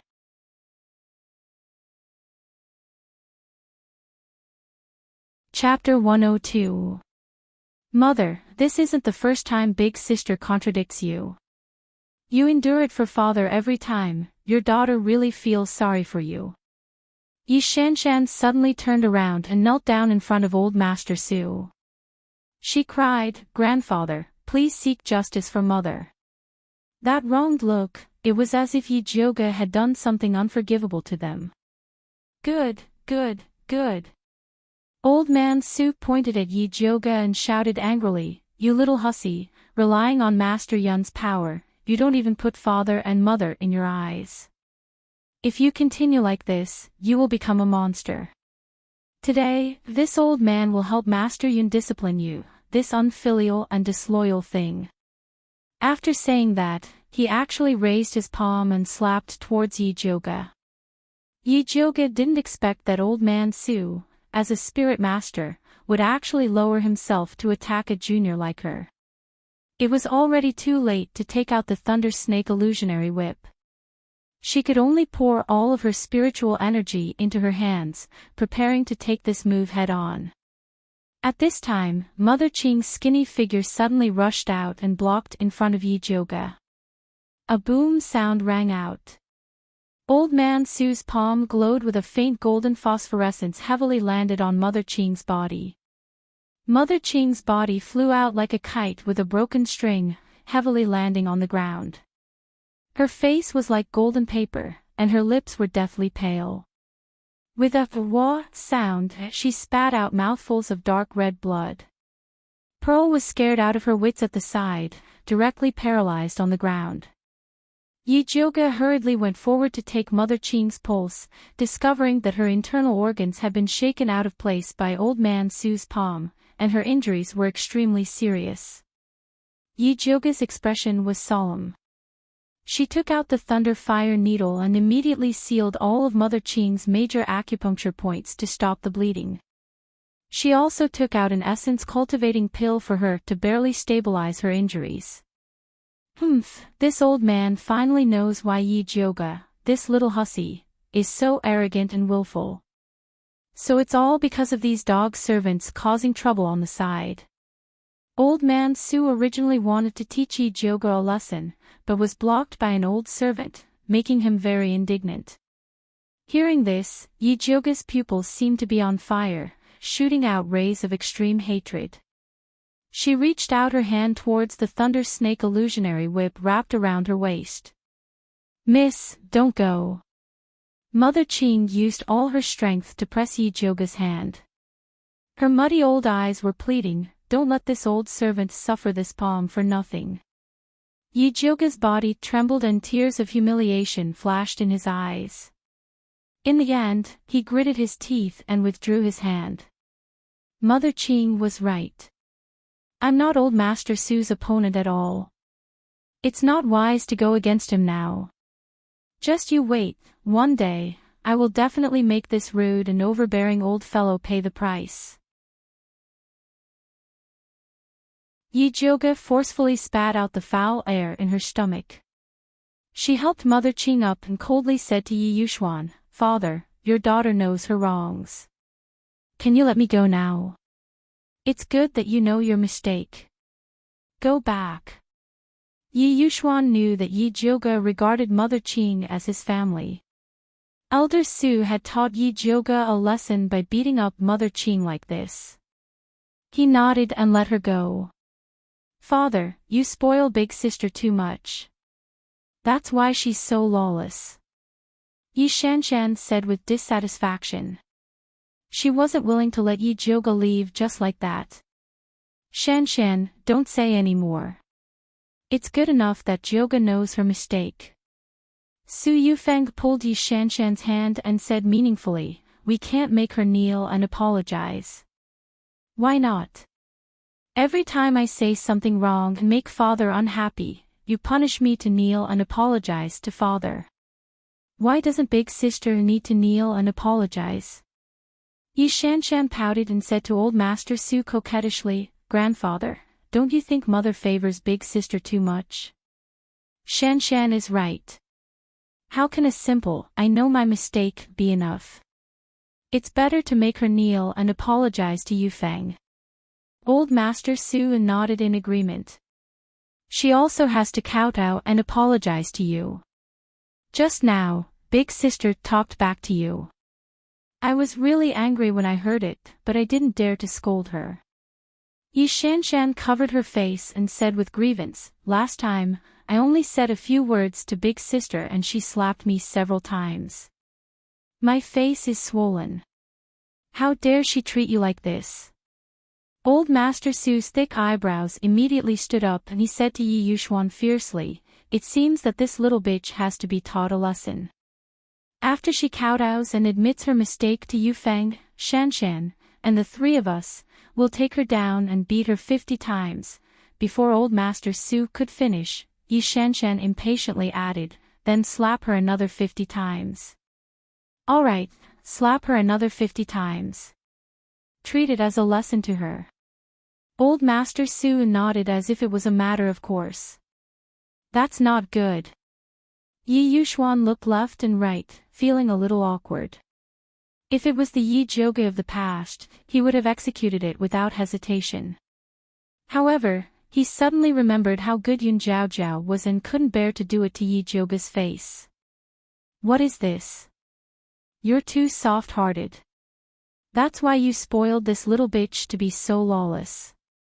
Old Master Su was a little impatient and directly said to the Su family's guards that he brought, "You guys do it yourself and bring this little bitch over here." "Yes." The Su family's guards were loyal to old Master Su and immediately nodded without hesitation to carry out the order.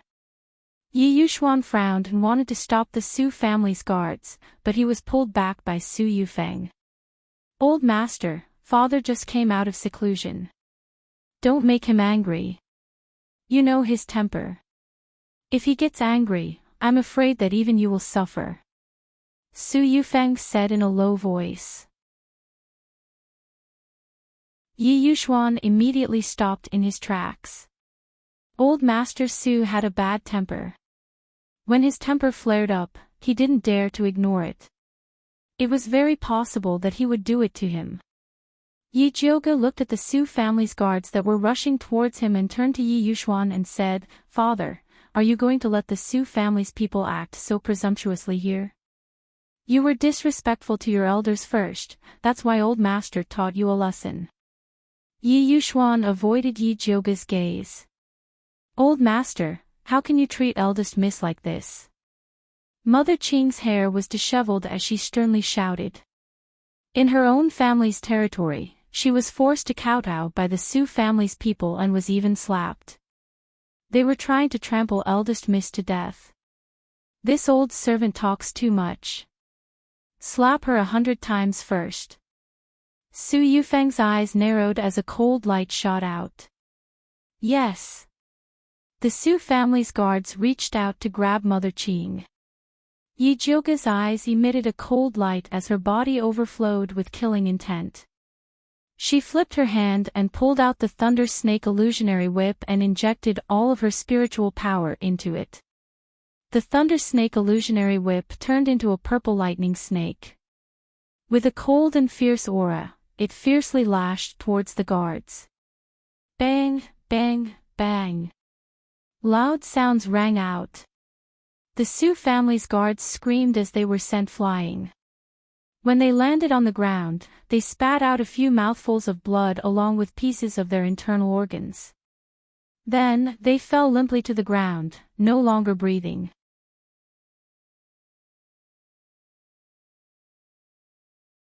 Chapter 103. You little hussy, you actually dared to make such a vicious move just because of a slight disagreement. You simply have the heart of a snake and a scorpion. Old Master Su watched as the guard he had painstakingly nurtured was killed by Yi Jioge in a single move. The anger in his heart erupted like a volcano, causing his face to turn red. Although these guards weren't spirit guards, they were still carefully selected by him to keep up appearances. Great-grandfather Su, I respect you as an elder and am extremely respectful towards you. However, in order to help your daughter and granddaughter forcibly seize my Yun family's property, you actually dared to lay such a vicious hand on me. Let me tell you, even if you kill me today, my Yun family's property will not fall into your hands. Yi Jioge used his spiritual energy to say these words, which spread far and wide across the entire street. Damned hussy, what nonsense are you spouting? Grandpa Su was so angry that his beard trembled. He pointed at Yi Jioge and scolded, "How is my Su family not stronger than yours? Do I need to covet your Yun family's possessions? No matter how big your family's business is, can you leave it to your daughter or your granddaughter?" Yi Jioge sneered and said, "Killing me is not enough. If you have the ability, then kill my father as well. This way, your Su family can legitimately come and seize our family property." Not only did Yi Jioge want to kill great-grandfather Su, but he also wanted to ruin the old man's reputation. Damned hussy, I'll smash your mouth. Let's see if you still dare to talk nonsense. Old Master Su flew into a rage. In the next second, he appeared in front of Yi Jioge and attacked her with a golden palm. Yi Jioge swung the lightning snake illusionary whip in his hand, and a purple whip shadow tore through the air towards Old Master Su. Old Master Su neither dodged nor gave way. He raised his hand and wrapped it around the head of the lightning snake mirage whip. A golden light followed the whip and blasted towards Yi Jioge. Yi Jioge felt as if the hand holding the whip had been struck by a heavy hammer.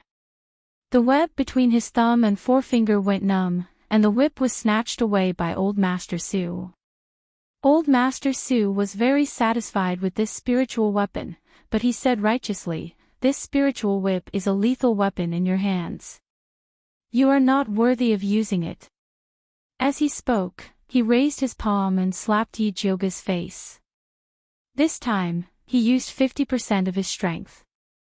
If this palm really landed on Yi Jyoga's face, his face would immediately be crippled. A furious red light flashed in Yi Jyoga's eyes. The thunderfire needle slipped from her sleeve and was pinched between her slender white fingers. She was about to stab it into Old Master Su's heart. At this moment, a thunderous clap suddenly came from behind Old Master Su. Old Master Su's eyes widened, and he immediately countered with a palm strike towards the ambusher. That person suddenly stopped and said mockingly, "Old Man Su, you're an old man with half your body buried in the earth. How dare you attack a little girl? Do you have any shame?" Old Master Su seemed to recognize this voice, and his hands immediately stopped moving. The red light in Yi Jyoga's eyes flickered as he quickly withdrew the thunderfire needle. She turned her head to look at the door and saw Dongfang Ke entering in a wheelchair. His deep, dark eyes were looking at her worriedly. Beside him was a spirit master. He was tall and thin, and his eyes were deep. His temperament was like a tall mountain.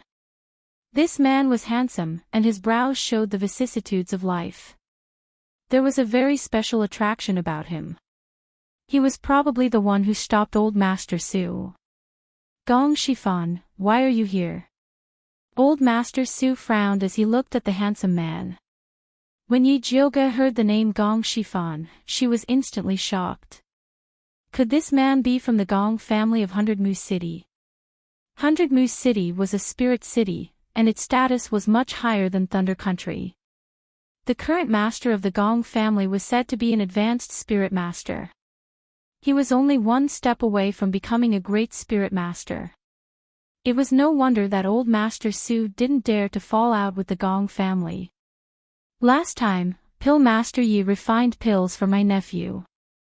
My big brother was very grateful and specially requested that if I passed by Shangjing, I should go and thank you." Gong Shifan smiled faintly. "Master Gong is too polite." Yi Yuxuan hurriedly walked out. He felt very proud to be personally visited by a spirit master. He didn't expect Gong Shifan to change the topic and said with a smile that wasn't a smile, "I didn't expect to see such a good show." Yi Yuxuan instantly felt a little awkward. His father-in-law was shouting at his ex-wife's daughter in his mansion, and he just stood there without saying a word. If this spread out, it would indeed damage his reputation. What's there to see? This little wench is disobedient. What's wrong with me teaching her a lesson on behalf of her father and grandfather? As for you, you are an outsider. What face do you have to interfere with other people's family business? Old Master Su glared and said. Is that so? But your surname isn't Yun or Yi. How did this mansion become your family business? Gong Shifan smiled and said. My daughter married into this mansion. How is it not my family business? Old Master Su straightened his neck and said. When Su Yufeng heard this, she instantly felt that something was wrong. As expected, Gong Shifan immediately laughed and said, Old man Su, your words really opened my eyes. If you had a few more daughters and married them, wouldn't Shangjing be your world? Pfft. Even Yi Jyoga couldn't help but laugh. He felt that this Gong Shifan was really a wonderful person. You.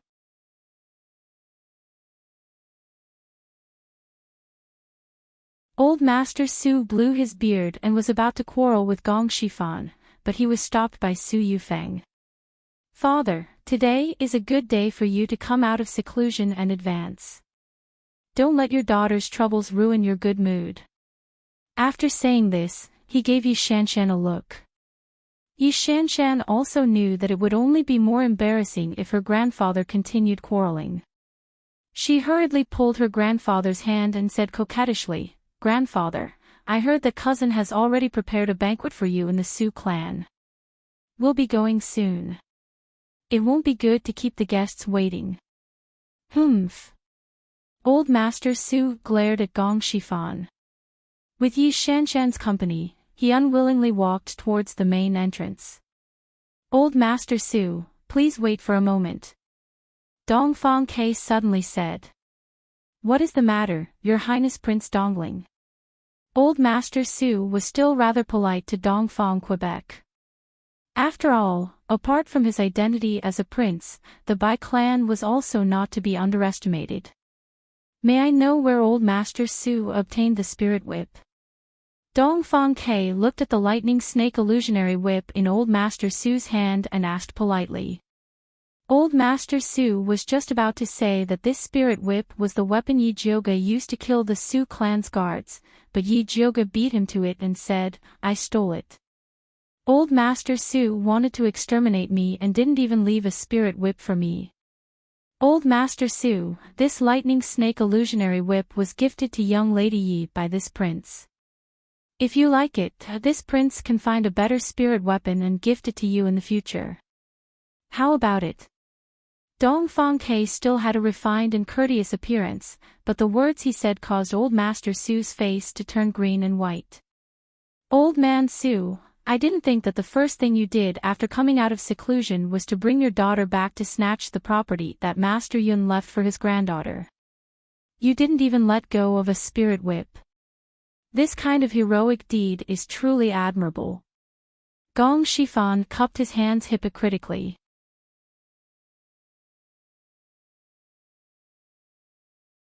Chapter 104. Old Master Su was so angry that his face turned red. He felt that he had lost all face. He didn't dare to fight Gong Shifan, so he could only throw the Thunder Snake illusionary whip at Yi Jioga's feet and scolded him fiercely, little wench, remember this. After that, he shook off Yi Shanshan's hand and turned to leave. Grandpa, wait for me.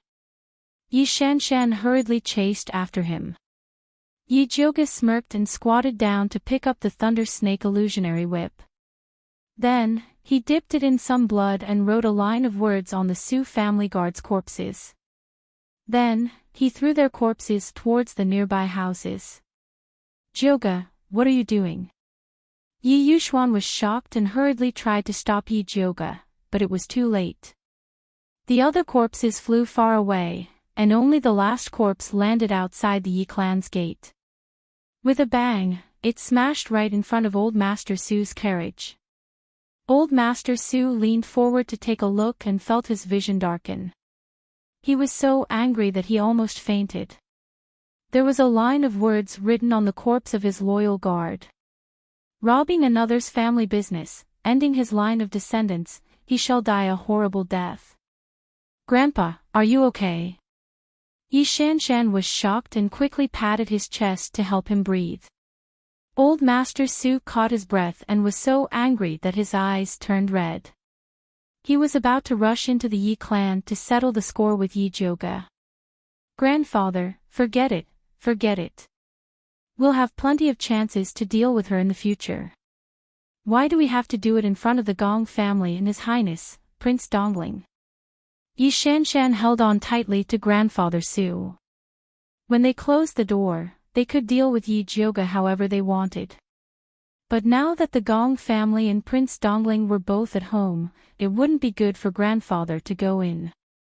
Although Old Master Su was impetuous, he was not a fool. He knew in his heart that his granddaughter was right. It was already known that he had attacked Yi Jioga today. With Gong Shifan's personality, he would definitely spread his scandal everywhere. It was indeed inappropriate for him to kill his way back now. Old Master Su's chest heaved violently. He finally suppressed the anger in his heart and fiercely ordered the carriage driver, "Go." "What do we do with the corpse?" the driver asked cautiously with a pale face. He didn't expect that the guards who were valiantly following Old Master Su would be sent flying out of the Yi family like this. "Take him away." Great-grandfather Su squeezed out these two words through gritted teeth. The coachman immediately carried the guard's body up. He didn't dare to put it in the carriage, so he could only wrap it up in cloth and put it under his seat. Just like that, he rushed back to the Su residence. Su Junqing was currently receiving the distinguished guests who had come to congratulate Old Man Su on his advancement. When he heard that Old Man Su had returned, he immediately went out to welcome him. He did not expect to smell a faint smell of blood coming from the carriage from afar. He looked up and found that none of the guards who had followed Old Master Su out this morning were there. Only the Su family's carriage came back alone. He hurriedly went up to greet them, only to see Old Master Su jump down from the carriage with a black face, and Yi Shanshan also had a look of misfortune. What's going on? Su Junqing suddenly had a bad feeling. Didn't he say that he was going to settle the score with Yi Yuxuan and Yi Zhouge? Why did he look like he had been bullied? Humph. Great-grandfather Su didn't want to lose face in front of his beloved grandson, so he waved his sleeves and entered the house. Yi Shanshan moved to Su Junqing's side and told him what had happened at the Yi family. Dongfang Ke brought the Gong family to save Yi Zhouge. Su Junqing couldn't help but frown. Even the Gong family of Baimu City was involved. This was going to be troublesome. That's right. Yi Shanshan thought of Yi Zhouge's true beauty and said jealously, I don't know what kind of seductive methods she used to make Dongfang Ke so infatuated with her. Dongfang Ke was once the dream lover of many noble ladies in Shangjing. Although a disaster had caused him to be unable to walk, his cultivation was still there, and he had the Bai family backing him up. He wasn't much worse than the crown prince. Oh right, where did those guards go? Su Junqing asked again. Dead. Yi Shanshan swallowed her saliva and thought of Yi Zhouge's ruthlessness in killing people. Dead? How did they die? Where's their corpse? Su Junqing fired off a barrage of questions. They were whipped to death by Yi Zhouge. Yi Shanshan told him what had happened. That spirit whip was really powerful. It would be great if grandfather could snatch it and give it to her. When Su Junqing heard that the guards' corpses were written in blood and thrown around, his eyebrows jumped. He said to Yi Shanshan, hurry back and tell uncle to find the corpses of those guards and bring them back. The news of grandfather causing a ruckus in the Yi family would quickly spread throughout Shangjing. He had to minimize his losses. Today, grandfather advanced. Mother told me to accompany him. Yi Shanshan pouted. Today was a big day for the Su family. All the famous people in Shangjing would come to participate. She had been grounded for so long. She wanted to show her face at such a big event. She didn't want to go back. Grandfather hasn't been humiliated enough by you guys. Do you still want to stay and make him angry? Su Junqing said with a sunken face. He originally didn't agree to grandfather bringing Su Yufeng back to cause trouble. He knew that a lot of people were watching Yi Zhouge. It wasn't a wise move for grandfather to get involved at this time. However, he was impatient. After hearing Su Yufeng's tearful complaints, he anxiously ran away. He didn't expect to suffer such a big loss. It's not like I harmed him. Yi Shanshan muttered. If you want to blame someone, blame Yi Zhouge. Why did you have to blame her? You still dare to talk nonsense. Why aren't you going? Su Junqing's face was frighteningly gloomy. His voice was also frighteningly cold. If the corpses of our Su family's guards are missing, you and your daughter don't need to come to our Su family anymore. Yi Shanshan was frightened by Su Junqing's coldness. She didn't dare to talk back and obediently sat on the carriage to return to the Yi family. At this time, Yi Yuxuan was sincerely inviting Gong Shifan to the main courtyard for a chat. Pill Master Yi should be busy. I won't disturb you. Gong Shifan said. Yi Yuxuan's face turned green and red. He knew that Gong Shifan was referring to the corpses of the guards that Yi Zhouge had thrown out. If he didn't hurry up and find them, it would be a big problem. Their Yi residents and Su residents were absolutely notorious. Pill Master Yi, seeing that you have a deep relationship with our Gong family, I still have to advise you to cherish your feathers. Don't ruin your reputation because of unrelated people. Gong Shifan paused and then said indifferently, after all, this mansion used to be surnamed Yun. You might have forgotten, but we haven't. When Yi Yuxuan heard this, the blood on his face disappeared. Although he was standing under the sun, he felt as if he had been stripped naked and thrown into the bone-chilling snow. He had lost all his face.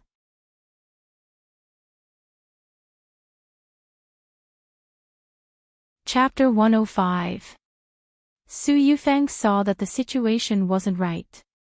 She was afraid that Yi Yuxuan would really be moved by Gong Shifan's words, so she clutched her stomach and cried out, "Master, this concubine's stomach hurts." Yi Yuxuan came back to his senses and hurriedly went to support her. After that, he hurriedly bid farewell to Gong Shifan and Dongfang Quebec. "My body isn't feeling well, so I won't be accompanying the two of you." After that, he helped Su Yufeng up and quickly left, looking like he was fleeing. Seeing Yi Yuxuan and Su Yufeng lose face, Yi Jioga felt an indescribable joy in his heart. She walked towards Gong Shifan and Dongfang Ke, bowing solemnly. "Grandmaster Gong, Your Highness Prince Dongling, Jioga will definitely remember the kindness you have shown me today." If they hadn't stopped her in time, she would have killed old Master Su out of anger, and the Thunderfire Needle would have been exposed. "Miss Yi, you don't have to be so polite." Gong Shifan helped her up and laughed heartily. "In the past, Master Yun had once gifted me a pill. Today, I have repaid the old man's kindness." Yi Jioga knew that Gong Shifan was just being polite, but he was still very grateful to him. "Young Lady Yi, old man Su is narrow-minded and vengeful. I'm afraid he will still deal with you. If you need any help from our Gong family, you can use this token to find us." Gong Shifan took out a palm-sized black token and handed it to Yi Jioga. There was a mysterious eye engraved on the token, and inside it was the word "Palace" in flamboyant calligraphy.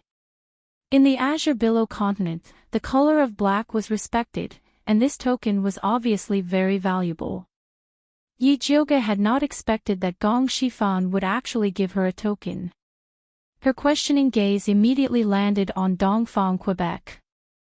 After all, he was the one who had brought her here. Dongfang Ke nodded and indicated for her to accept the token. Yi Jioga hesitated for a moment before accepting the token. He cupped his hands in thanks and said, "In that case, I'll thank Master Gong first. Miss Yi, you're too polite. I still have something to do, so I'll take my leave." Gong Shifan cupped his hands and left in a flash. "Your Highness." Yi Jioga looked at Dongfang Quebec. What was going on? She had to be given an explanation. "It's not convenient to speak here. Can eldest miss find another place?" Dongfang Ke said in a low voice. "If Prince Dongling doesn't mind, why don't you come and have a seat in my courtyard?" Yi Jioga said. Mother Qing was injured, she did not want to leave Yi Mansion. "All right." Dongfang Ke nodded. Yi Jioga wanted to go back and help Mother Qing, but he was rejected. "No, this old servant can walk." Mother Qing leaned on Jinju and said. She was just a servant. How could she let the eldest miss help her up personally? If word got out, others would think that their Purple Forest Park was a place without rules. Eldest miss, rest assured. This servant can support Mother Qing. Jinju used to work as a watering maid. Although she didn't have much else, she still had a lot of strength. Seeing that Mother Qing insisted, Yi Jioga didn't force her. Returning to Purple Forest Park, Yi Jioga insisted on giving Mother Qing a new diagnosis and treatment. After using medicine to stabilize her condition, he went to greet Dongfang, Quebec. Dongfang K was deep in thought under the red flower tree in Yi Jioga's courtyard. He didn't even notice Yi Jioga walking over. "What is your highness thinking about?" Yi Jioga poured him a cup of hot tea. Dongfang K came back to his senses. Looking at Yi Jioga's delicate and beautiful face under the sunlight, he couldn't help but lower his eyes and say, "Eldest miss, are you wondering why the Gong family is showing goodwill towards you?" "That's right."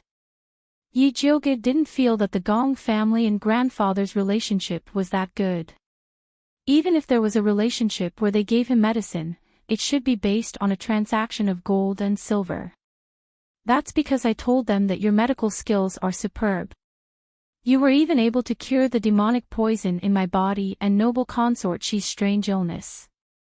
Dongfang K raised his head and looked at Yi Jioga apologetically. "I didn't discuss it with you before making a decision. You won't blame me, right? You also want to help me." "Why would I blame you?" Yi Jioga smiled and asked, "Does the Gong family have a patient?" And the youngest son of the Gong family's current patriarch not only has a purple aptitude, he also inherited the Gong family's purest eye technique bloodline. At such a young age, he has already cultivated the white pupil technique. However, a year ago, he suddenly contracted an eye disease and became blind. The Gong family searched for spiritual doctors all over the world to treat him, but unfortunately, he still hasn't recovered, Dongfang K slowly said. Yi Jioga pondered for a moment, then said, "I haven't seen the Gong family's young master's eyes, so I can't guarantee that I can cure him." The cause of blindness was complicated and not easy to treat, so she didn't dare to boast. "That's not a problem. The Gong family isn't someone who only cares about the benefits in front of them. You just need to be on good terms with them. In the future, if you have news about Great Master Yun, just put in a few good words for the Gong family in front of him," Dongfang K said calmly. The Gong family didn't think that Yi Jioga would be able to treat their young master's eyes. What they cared about was Yun Tianwei's reputation. A few years ago, they had wanted to use Yi Jioga to find Yun Tianwei. However, at that time, Yi Jioga was simply too useless and had no value in cooperating with him. Only then did the Gong family invite Yi Yuxuan over to refine pills. If Yi Jioga hadn't said that she had obtained the treasure that her grandfather had specially left for her in the 10,000 feet abyss, the Gong family wouldn't have come forward to help her. All right then. How could Yi Jioga dare to say that the matter of her being in the 10,000 feet abyss was fake? She was still searching for her grandfather's whereabouts. However, if the Gong family's goodwill was only for her to help treat the illness, then it wouldn't be a big deal. Her medical skills couldn't be compared to her grandfather's, but it was still much better than Yi Yuxuan's. If she had the chance, she would flip through Yi Yuxuan's medical records and see what medicine he had given to the Gong family's young master. Mr. Shifan is a forthright person and is someone worth befriending. You don't have to worry. Dongfang K was afraid that Yi Jioga would feel burdened, so he comforted her. I thought that the relationship between the Gong family and the Crown Prince would be better. Dongfang K's eyelids drooped slightly, his tone carrying a hint of ridicule. The Crown Prince always has a good relationship with any aristocratic family. Dongfang K's eyelids drooped slightly, his tone carrying a hint of mockery. The Crown Prince had always been high profile, especially when it came to the Gong family. He would make a big fuss, as if he was afraid that others wouldn't know that he had a good relationship with the Gong family. Yi Jioga immediately knew that if he really had a good relationship with the Gong family, then he and Gong Shifan should have come. It's getting late, I'll take my leave first. Dongfang K was an outsider after all, so it wouldn't be good for him to stay at Yi Jioga's place for too long. I'll send you off. Yi Jioga stood up and wanted to send Dongfang K off. No need. Dongfang K waved his hand and said, There are many things to do in your courtyard, go busy yourself. I'll go out by myself. Yijioga thought of Mother Qing's injuries, so she didn't insist and asked Jinju to help send the guest off. When she returned to Mother Qing's room, she saw Mother Qing propping herself up and anxiously saying, "Young miss, why aren't you sending His Highness Prince Dongling off? This was such a good time to be alone."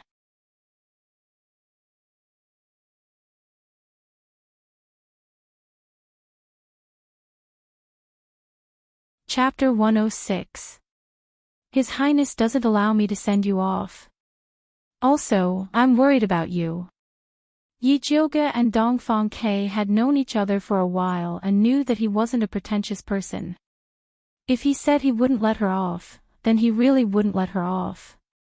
His Highness Dongling Wang was just being polite. Why did you take it so seriously? This old servant is fine now, there's no need for you to worry. Mother Qing was so angry that she almost vomited blood again. Why was her young miss so dense? She had finally recovered her true appearance and was taking the opportunity to get to know young talents everywhere. Why was she still pushing away talents? How could she find a good husband like this? Yijioga didn't understand Mother Qing's intention to create a chance for her and Dongfang Quebec. She thought that her injuries had worsened and quickly stood up. "Rest well, I'll go refine some blood-clotting pills for you." Then, she left without waiting for Mother Qing to speak. Yijioga arrived at the pill refining room and saw the pill fire under the bronze cauldron slowly extinguishing. She just remembered that she was refining the blood-clotting pills. Now, it could be put to good use. It was just that he didn't know what grade of pill this slow cauldron was going to refine. Yijioga casually opened the cauldron and a faint medicinal fragrance instantly filled the entire pill refining room. This smell, could it be a high-grade pill? Yijioga was startled and was about to refine the pill. Suddenly, a fat black figure flew to the side of the cauldron like lightning. It turned out that the fat black rat that had been sleeping at the side had suddenly woken up. It puffed up its cheeks and its face immediately turned into a pufferfish. "What are you doing?" Yijioga suddenly had a bad feeling and quickly reached out to grab the fat black rat. However, the fat black rat spat a mouthful of colorless and odorless saliva at the cauldron. Damn! Yijioga didn't have time to teach the fat black rat a lesson and quickly fished out the pills. The blood-clotting pills that should have been red had turned white. Only one was dark red. Yijioga fiercely looked at the unhygienic fat black rat, causing her to waste a cauldron of pills. The fat black rat still didn't know that it had caused a disaster. It stretched out its little paw and shouted at Yijioga, "Pippi." It looked like it was asking her for money. "You have to eat the saliva that you spat out yourself." "How disgusting," Yijioga said disdainfully. "Pippi." The fat black rat stamped its feet and puffed out its round cheeks. He looked as if he was going to fight to the death with him if he didn't pay his wages. Here.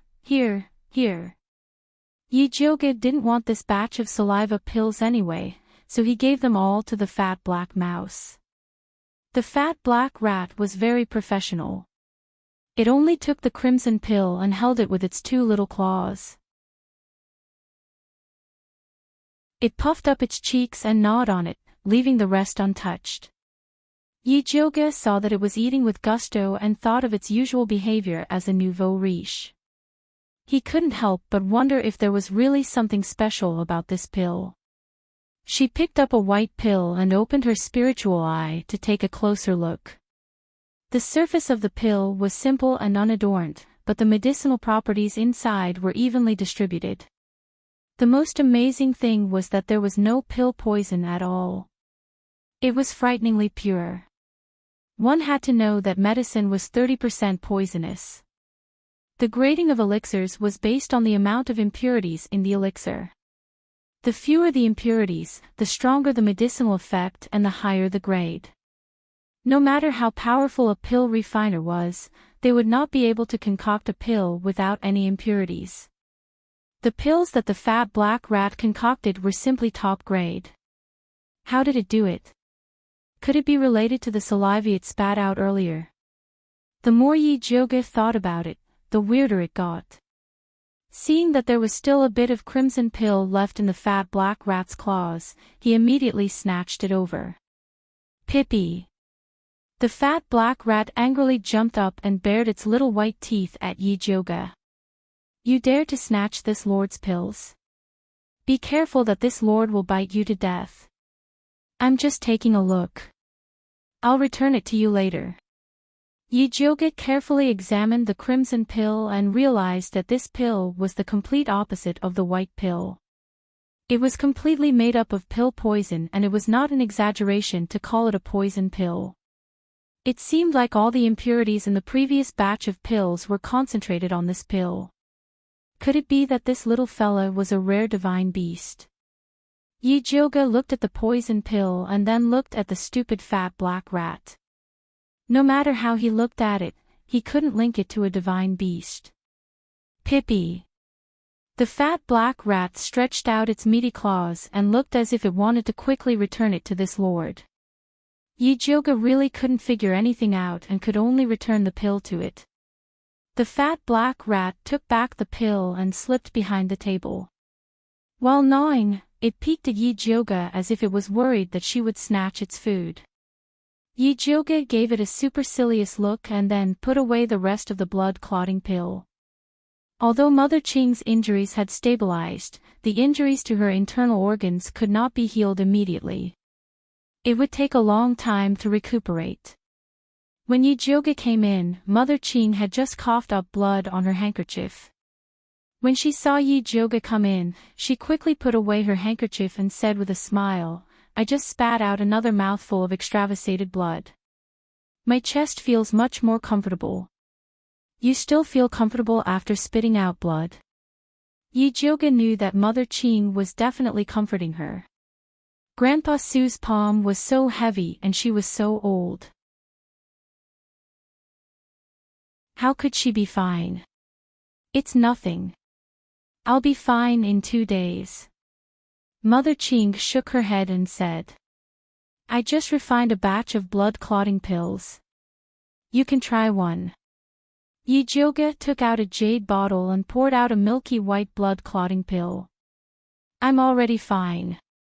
Why would I need to eat pills? Eldest miss, you can keep it for yourself. By the way, Lord Bai and Lord Wan often travel outside. What they need the most is this kind of pill. If you send it to them, they will definitely be very happy. Mother Qing felt that since she was staying in the courtyard and did not go out, she could slowly recuperate from her injuries. Eating pills was too wasteful. Yi Jioge knew that Mother Qing always felt that a servant like her did not deserve to eat good pills. She was very stubborn on this matter. So, he changed his words, this batch of pills is a new formula that I developed. I don't know how effective it is. So, I want you to help me test the efficacy. Test the efficacy. Okay. Mother Qing immediately nodded her head in agreement. Yi Jioge was afraid that the efficacy was not enough. So, he directly gave her 2 pills. Mother Qing swallowed it without hesitation. She suddenly felt 2 clear springs rising from her dantian. The originally dull pain in her internal organs was so comfortable that it did not hurt at all. Eldest miss, the pills that you refined are too powerful. Mother Qing was old and had suffered countless injuries. So, she was very clear that she would have to lie in bed for at least 1 or 2 months. But, she did not expect that after eating 2 pills from Eldest Miss, she would actually be fine. It was even more powerful than the best quality blood-clotting pills sold in pharmacies. As long as it's effective. Yi Jioge was very satisfied with the effect of this pill. She decided to use the small bronze cauldron to refine the detoxification pill for noble consort Shi. However, she was worried that the fat black mouse had already spat once today. She was afraid that it would not be able to spit out anymore. So, she decided to refine it tomorrow.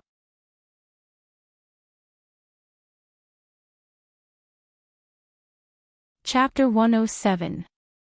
After dinner, Yi Jyoga sat on the chair and began to think about things. Thinking about how to detoxify imperial concubine Shi. Thinking about whether the news of Nurse Su's death had spread. Thinking about the young master of the Gong family who had an eye disease. At this time, Pearl came over with a cup of freshly brewed rose tea and said softly, "Eldest miss, drink tea." Although Mother Qing had recovered after taking the hemostasis pill, Yi Jyoga still asked her to continue to rest in bed and recuperate, so Pearl went into the room to serve. Yi Jyoga took a sip of the rose tea and asked, "What are Master and Madam doing now?" "I heard that Master sent a lot of guards to go door to door to find the corpses of the guards of the Su family. Now 5 have been taken back, and the last one can't be found. Madam is so anxious that she can't even eat," Pearl said with a smile. When the people of Purple Forest Park heard that the people of Ink Garden were not living well, they felt indescribably happy. Yi Jyoga's mouth hooked up, showing a satisfied smile. This was the effect she wanted. She thought that this was enough to damage the face of the Su family and Yi Yuxuan, but she didn't know that Wan Xiang still had a surprise waiting for her. At this time, Junju said another piece of news. "By the way, eldest miss, this servant heard from a maid in the sprinkling courtyard that the garbage collected from our courtyard has been turned into a mess recently. Many maids in charge of cleaning have been scolded, and their monthly wages have been deducted a lot." Pearl was the child of a family and was very popular in the sprinkling courtyard. Although she was promoted to a maid in Purple Forest Park, she often went back to see her former sisters. She didn't put on airs at all, so everyone liked to talk to her about everything. The entire Yi mansion was cleaned by the sprinkling courtyard. They went out early and returned late. They often saw some strange things and told Pearl as a joke. When Yi Jyoga heard this news, she immediately thought of the person who was watching her in Yi mansion. Could it be that person guessed her movements from the garbage sent out by Purple Forest Park? Yi Jyoga pondered for a moment and ordered Pearl, "Go to the sprinkling courtyard and ask when the garbage has been turned over and if anyone has turned it recently." "I know." Pearl nodded. Mother Qing also told her that Xiling Garden was being monitored, so she paid special attention to collecting these clues. "You've done well in this matter. After it's done, I'll reward you handsomely." Yi Jyoga felt that Pearl really had the talent to be an intelligence agent. It was a pity that she was just a mortal and didn't have spiritual roots. Otherwise, he could have nurtured her well. "Thank you, young Mississippi," Pearl smiled happily. The reward was not the most important thing. The most important thing was that the first miss did not conceal her appreciation, which made her feel that she was an unusual maidservant. "All right, if there's nothing else, you can go now."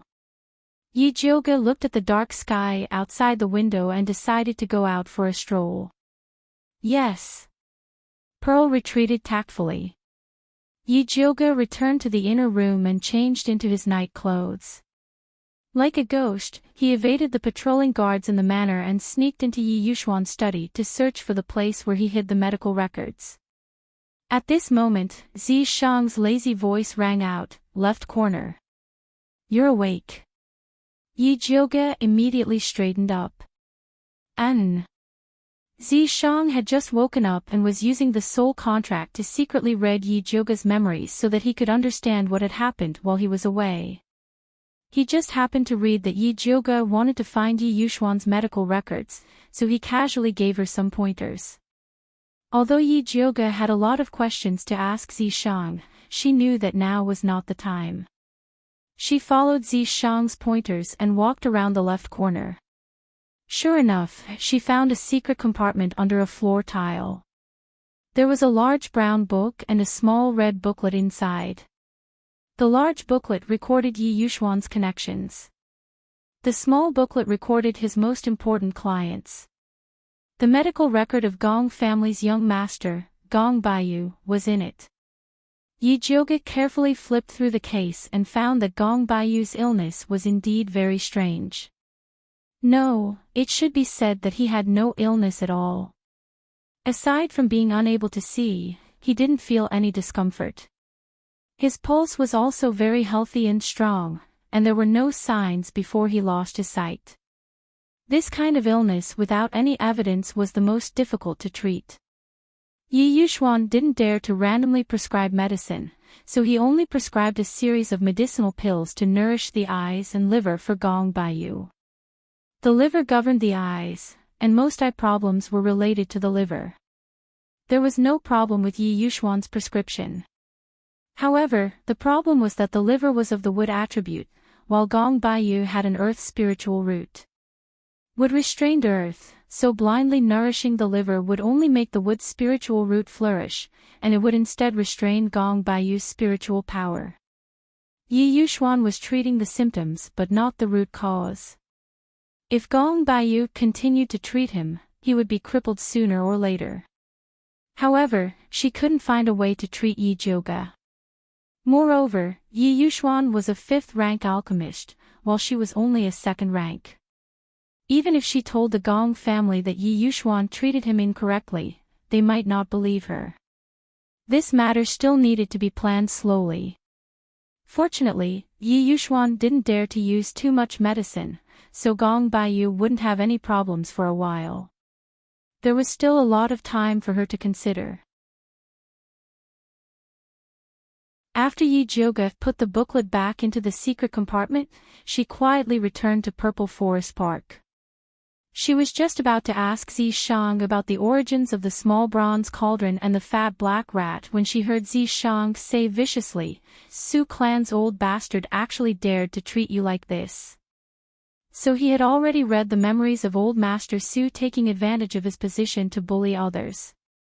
What made him even more furious was that it was Dongfang Ke who brought people to help Yi Jioga. What's the point of saying all this now? Yi Jioga rolled her eyes, showing disdain towards Zishang's belated actions. Why is it useless? Zishang's voice was gentle, but it was filled with killing intent. The temperature of the entire courtyard instantly dropped. What do you want to do? Yi Jioga suddenly had a bad feeling in her heart. Naturally, I want to help you take revenge. Zishang's tone was cold, and his killing intent was everywhere. Old Man Su is a spirit master, he isn't that easy to deal with. Yi Jioga frowned. This was the human race's territory. If Zishang accidentally exposed himself, it would be troublesome. You don't need to worry about this. Just as Zishang finished speaking, Yi Jioga felt pain from the purple mark on her wrist. She pulled up her sleeve and looked down. She discovered that the purple mark seemed to be on fire, and a snake-shaped purple light shot towards the Su clan. Zishang, don't do anything rash.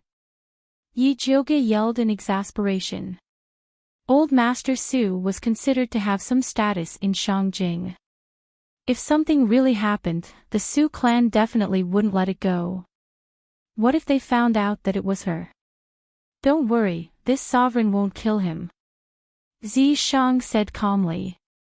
Then what do you plan to do? Yi Jioga couldn't be at ease without asking clearly. You'll know tomorrow. Zishang's voice gradually sank, as if he had gone into hibernation again. Yi Jioga was about to vomit blood. This unreliable demon snake, why did it always cause trouble for her before it went into hibernation?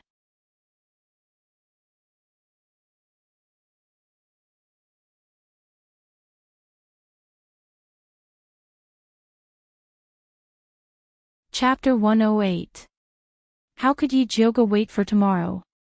She used the Yi clan's special signal to summon Yi Yu. After about the time it took to drink a cup of tea, Yi Jioga's window was lightly knocked. She opened the window and there was no one outside. If it was someone else, they would have been scared half to death. Yi Jioga skillfully said, "Come in." Something brushed past the window and then Yi Yu appeared in Yi Jyoga's room, revealing a white jade-like beautiful face.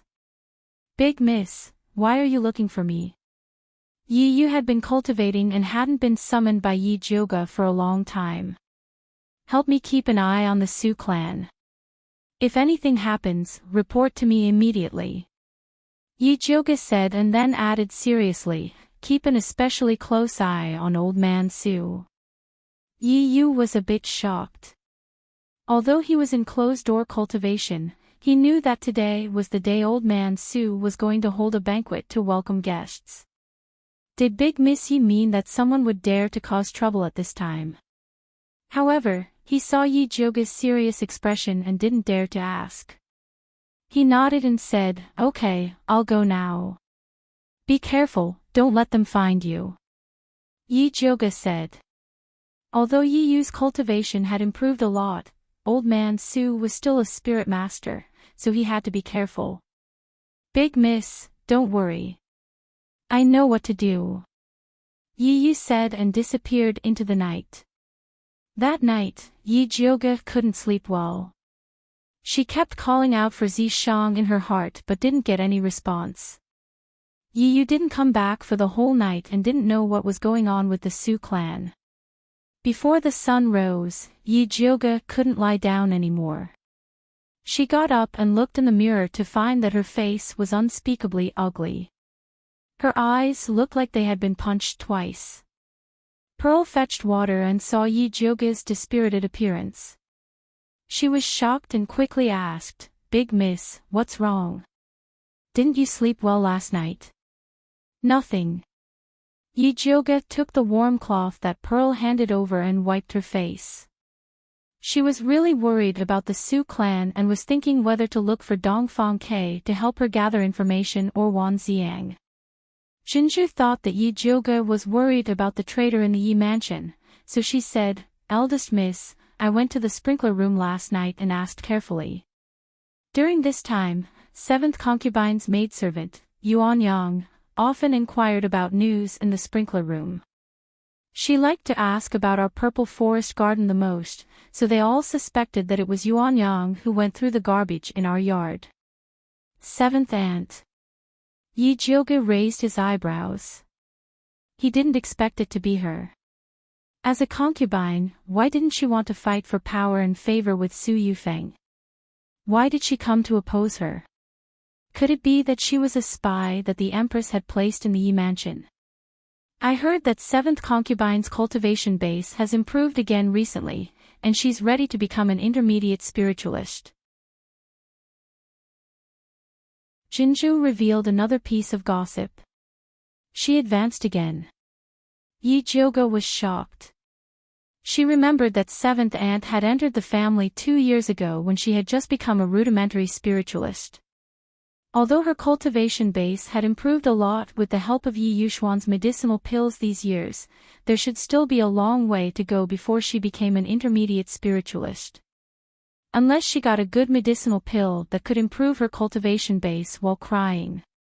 However, with Yi Yushuan's stingy character, it was impossible for him to give it to her. It seemed that this 7th aunt had a lot of secrets. Yi Jyoga was contemplating when the voices of 2 young maids suddenly came from outside the door.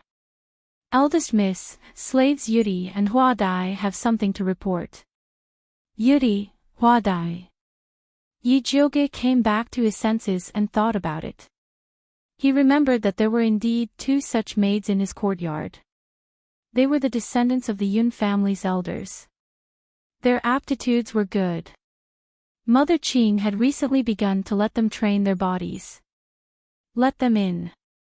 Yi Jyoga ordered Jinju. Yes. Jinju bowed and went out to bring in 2 young maids who were about 12 years old.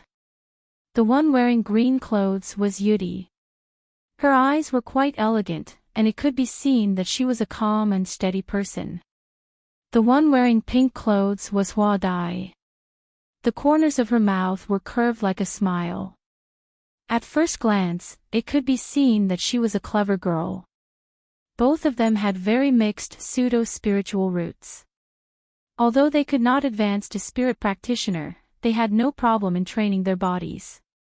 Slaves Yuri and Hua Dai greet eldest miss. The two maids knelt down and bowed to Yi Jioga. Get up. Yi Jioga signaled Jinju to help the two young maids up. Then he said, our Purple Forest Park does not accept this kneeling ceremony. You two are still young. Don't kneel so easily. Otherwise, your knees will suffer in the future. Yes. Yuri and Hua Dai bowed obediently, but in their hearts, they were very happy. They had long heard that eldest miss was a generous master. Today, it seemed that it was true. You two just said that you had something to report. What is it? Yi Jioga asked. Replying to eldest miss, this slave just heard something from the gatekeeper. It said that a corpse suddenly fell from the sky from Lord Su's house on our street. His family was so scared that they immediately reported it to the authorities. Now, the corpse has been sent to the Ministry of Justice. The people from the Ministry of Justice invited Master to take a look.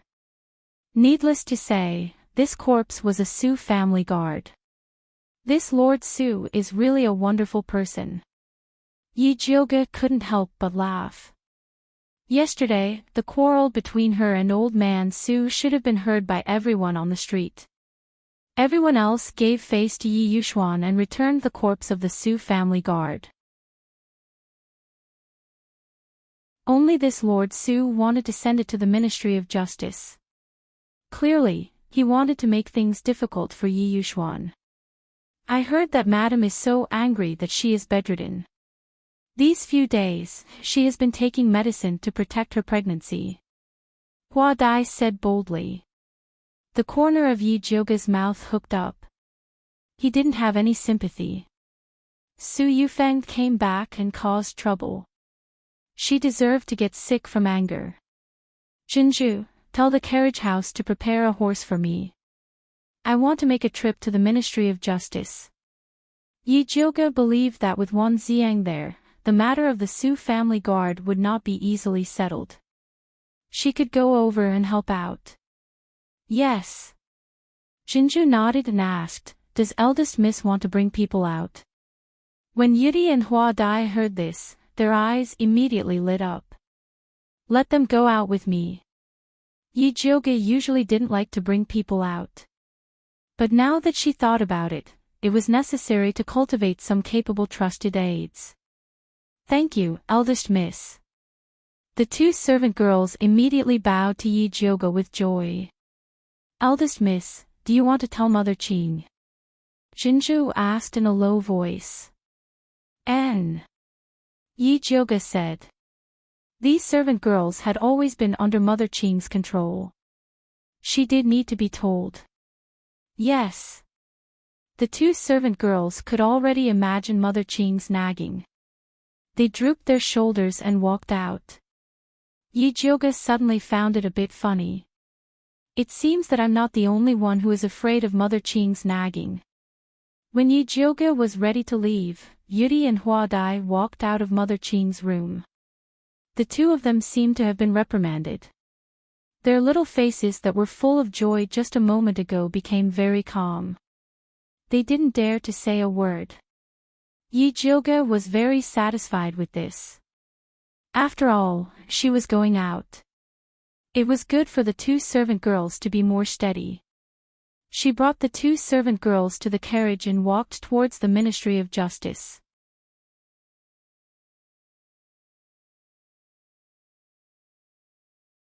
Chapter 109. Yi Jioga went to the Ministry of Justice and said he wanted to see Wan Ziang. The guard at the door went in to make the announcement. Unexpectedly, Wan Ziang and Bai Songling came out to greet him. Miss Yi, why didn't you say you were coming? Bai Songling asked. I heard that someone from the Ministry of Justice came to identify my father's body, so I wanted to come and see. Where is my father? Yi Jioga asked. Bai Songling heard this and suddenly said with a strange expression, didn't you hear that something happened to the Su family? What happened? Old man Su didn't die, did he? I heard that old man Su drank too much last night and suddenly didn't wake up. We invited a lot of spiritual doctors to see him, but it was useless. Your father has already rushed over. Bai Songling said gloatingly. They all heard that old man Su brought Su Yufeng back to the Yi family to bully Yi Jioge yesterday. That was why they wanted to use the body of the Su family's guard to do something. They didn't expect that old man Su would die before they could do anything. I see. Yi Jioge was slightly relieved. It was good that he didn't die. Miss Yi, old man Su fell ill after making trouble at your house yesterday. I'm afraid that the Su family will blame it on you. You have to be careful. Wan Xiang said. He had been investigating the Su family and knew that they were unreasonable scoundrels. It was possible that they would slander Yi Jioge. Different situations call for different actions. With Zi Shang around, the Su family should be the one to be careful. But Miss Yi, you don't need to worry too much. The cause of old man Su's illness is still unknown. I guess the Su family doesn't have time to care about other things. Bai Songling comforted her. Yes. Yi Jioge was glad that old man Su was only in a coma. If he really died suddenly, the Su family would definitely bite people everywhere like a mad dog. This is not a good place to talk. Why don't we go to the Yuwu tea house? Bai Songling had something to ask Yi Jioge. Okay. Yi Jioge also had something to ask them for help. Miss Yi, get in the carriage first. I will go back and tell them to send the body back to the Su family. Bai Songling squinted her eyes and smiled. It'll make the Su family more trouble. Yes. Yi Jioge nodded. Bai Songling and Wan Xiang went to the Misty Rain tea house together after explaining everything. Bai Songling waited for the waiter to serve tea and snacks and told him something about the Su family. Then she asked Yi Jioge, by the way, Aunt Hongxiu sent a message yesterday saying that Nanny Su was missing. She couldn't find her in the entire harem. She guessed that something might have happened to Nanny Su. I wonder if Miss Yi has heard of this news. Ever since Yi Jioge revealed Wei-ner Su's identity as an evil cultivator, Aunt Hongxiu had been paying close attention to her every move. Therefore, when they found out that she was missing, they immediately spread the news. Bai Songling compared the time and found that the day when Mammy Su disappeared was the day when Yi Jioge went into the demonic beast forest to collect herbs. She had some guesses in her heart. I haven't heard of this before. Do you think the Empress sent Nanny Su to do something else? Yi Jioge said casually. She was not worried that others would suspect her. After all, with her cultivation, it was impossible for her to kill Nanny Su no matter how she looked at it. She just needed to hide the demonic weapon, the Thunder Snake illusionary whip. Hearing what you said, I remember something. The Ministry of Penalty just received the news from Hepu County this morning, saying that female corpses were also found there 10 days ago. However, the courier station they sent the news was suddenly destroyed that day, so the Ministry of Penalty didn't get the news until now. Bai Songling had planned to go to Hepu County with Wan Xiang today to have a look. Do you suspect that these female corpses were done by Nanny Su? Yi Jioge asked. It shouldn't be her. The case in Hepu County and that in Heang County should be done by the same person. When the accident happened in Hepu County, Nanny Su was still in the palace. However, even if it wasn't Nanny Su, the murderer must be related to her. Maybe they are in cahoots with Su Junqing. But I don't know why they appeared in Thunder Country. Bai Songling had been thinking about this recently. The Su family, the Empress, and the Crown Prince are all related to the evil cultivator, which means that the evil cultivator wants something from them. Wan Xiang added. Yi Jioge subconsciously thought of the treasure map. At this time, she suddenly felt something strange on the chair to her left. It seemed that someone had accidentally touched her seat. Her heart skipped a beat as she knew that Yi Yu had arrived. She could even feel Yi Yu's messy breath. He must have thought of the treasure map. Yi Jioge was about to find an excuse to leave. Unexpectedly, Wan Xiang also noticed Yi Yu's strange behavior. He shouted to the corner behind Yi Jioge, "Who's there?" Bai Songling reacted very quickly. With a flash of green light in her hand, a green vine shot out instantly. "Don't do it. He's one of us." Yi Jioge raised his hand to stop Bai Songling's vine. Wan Xiang, who was preparing a fireball, suddenly stopped and asked in confusion, "One of us? Yi Yu, come out." Yi Jioge turned to the corner and said. The shadow in the corner twisted, and Yi Yu's figure appeared. The Yi family. Unexpectedly, Wan Xiang recognized Yi Yu at a glance. "Brother Wan, how do you know him?" Yi Jioge asked curiously. "The Crown Prince and the Su family have been looking for him. Even we have heard about it." Bai Songling and Wan Xiang worked in this field, so they knew a lot more than ordinary people.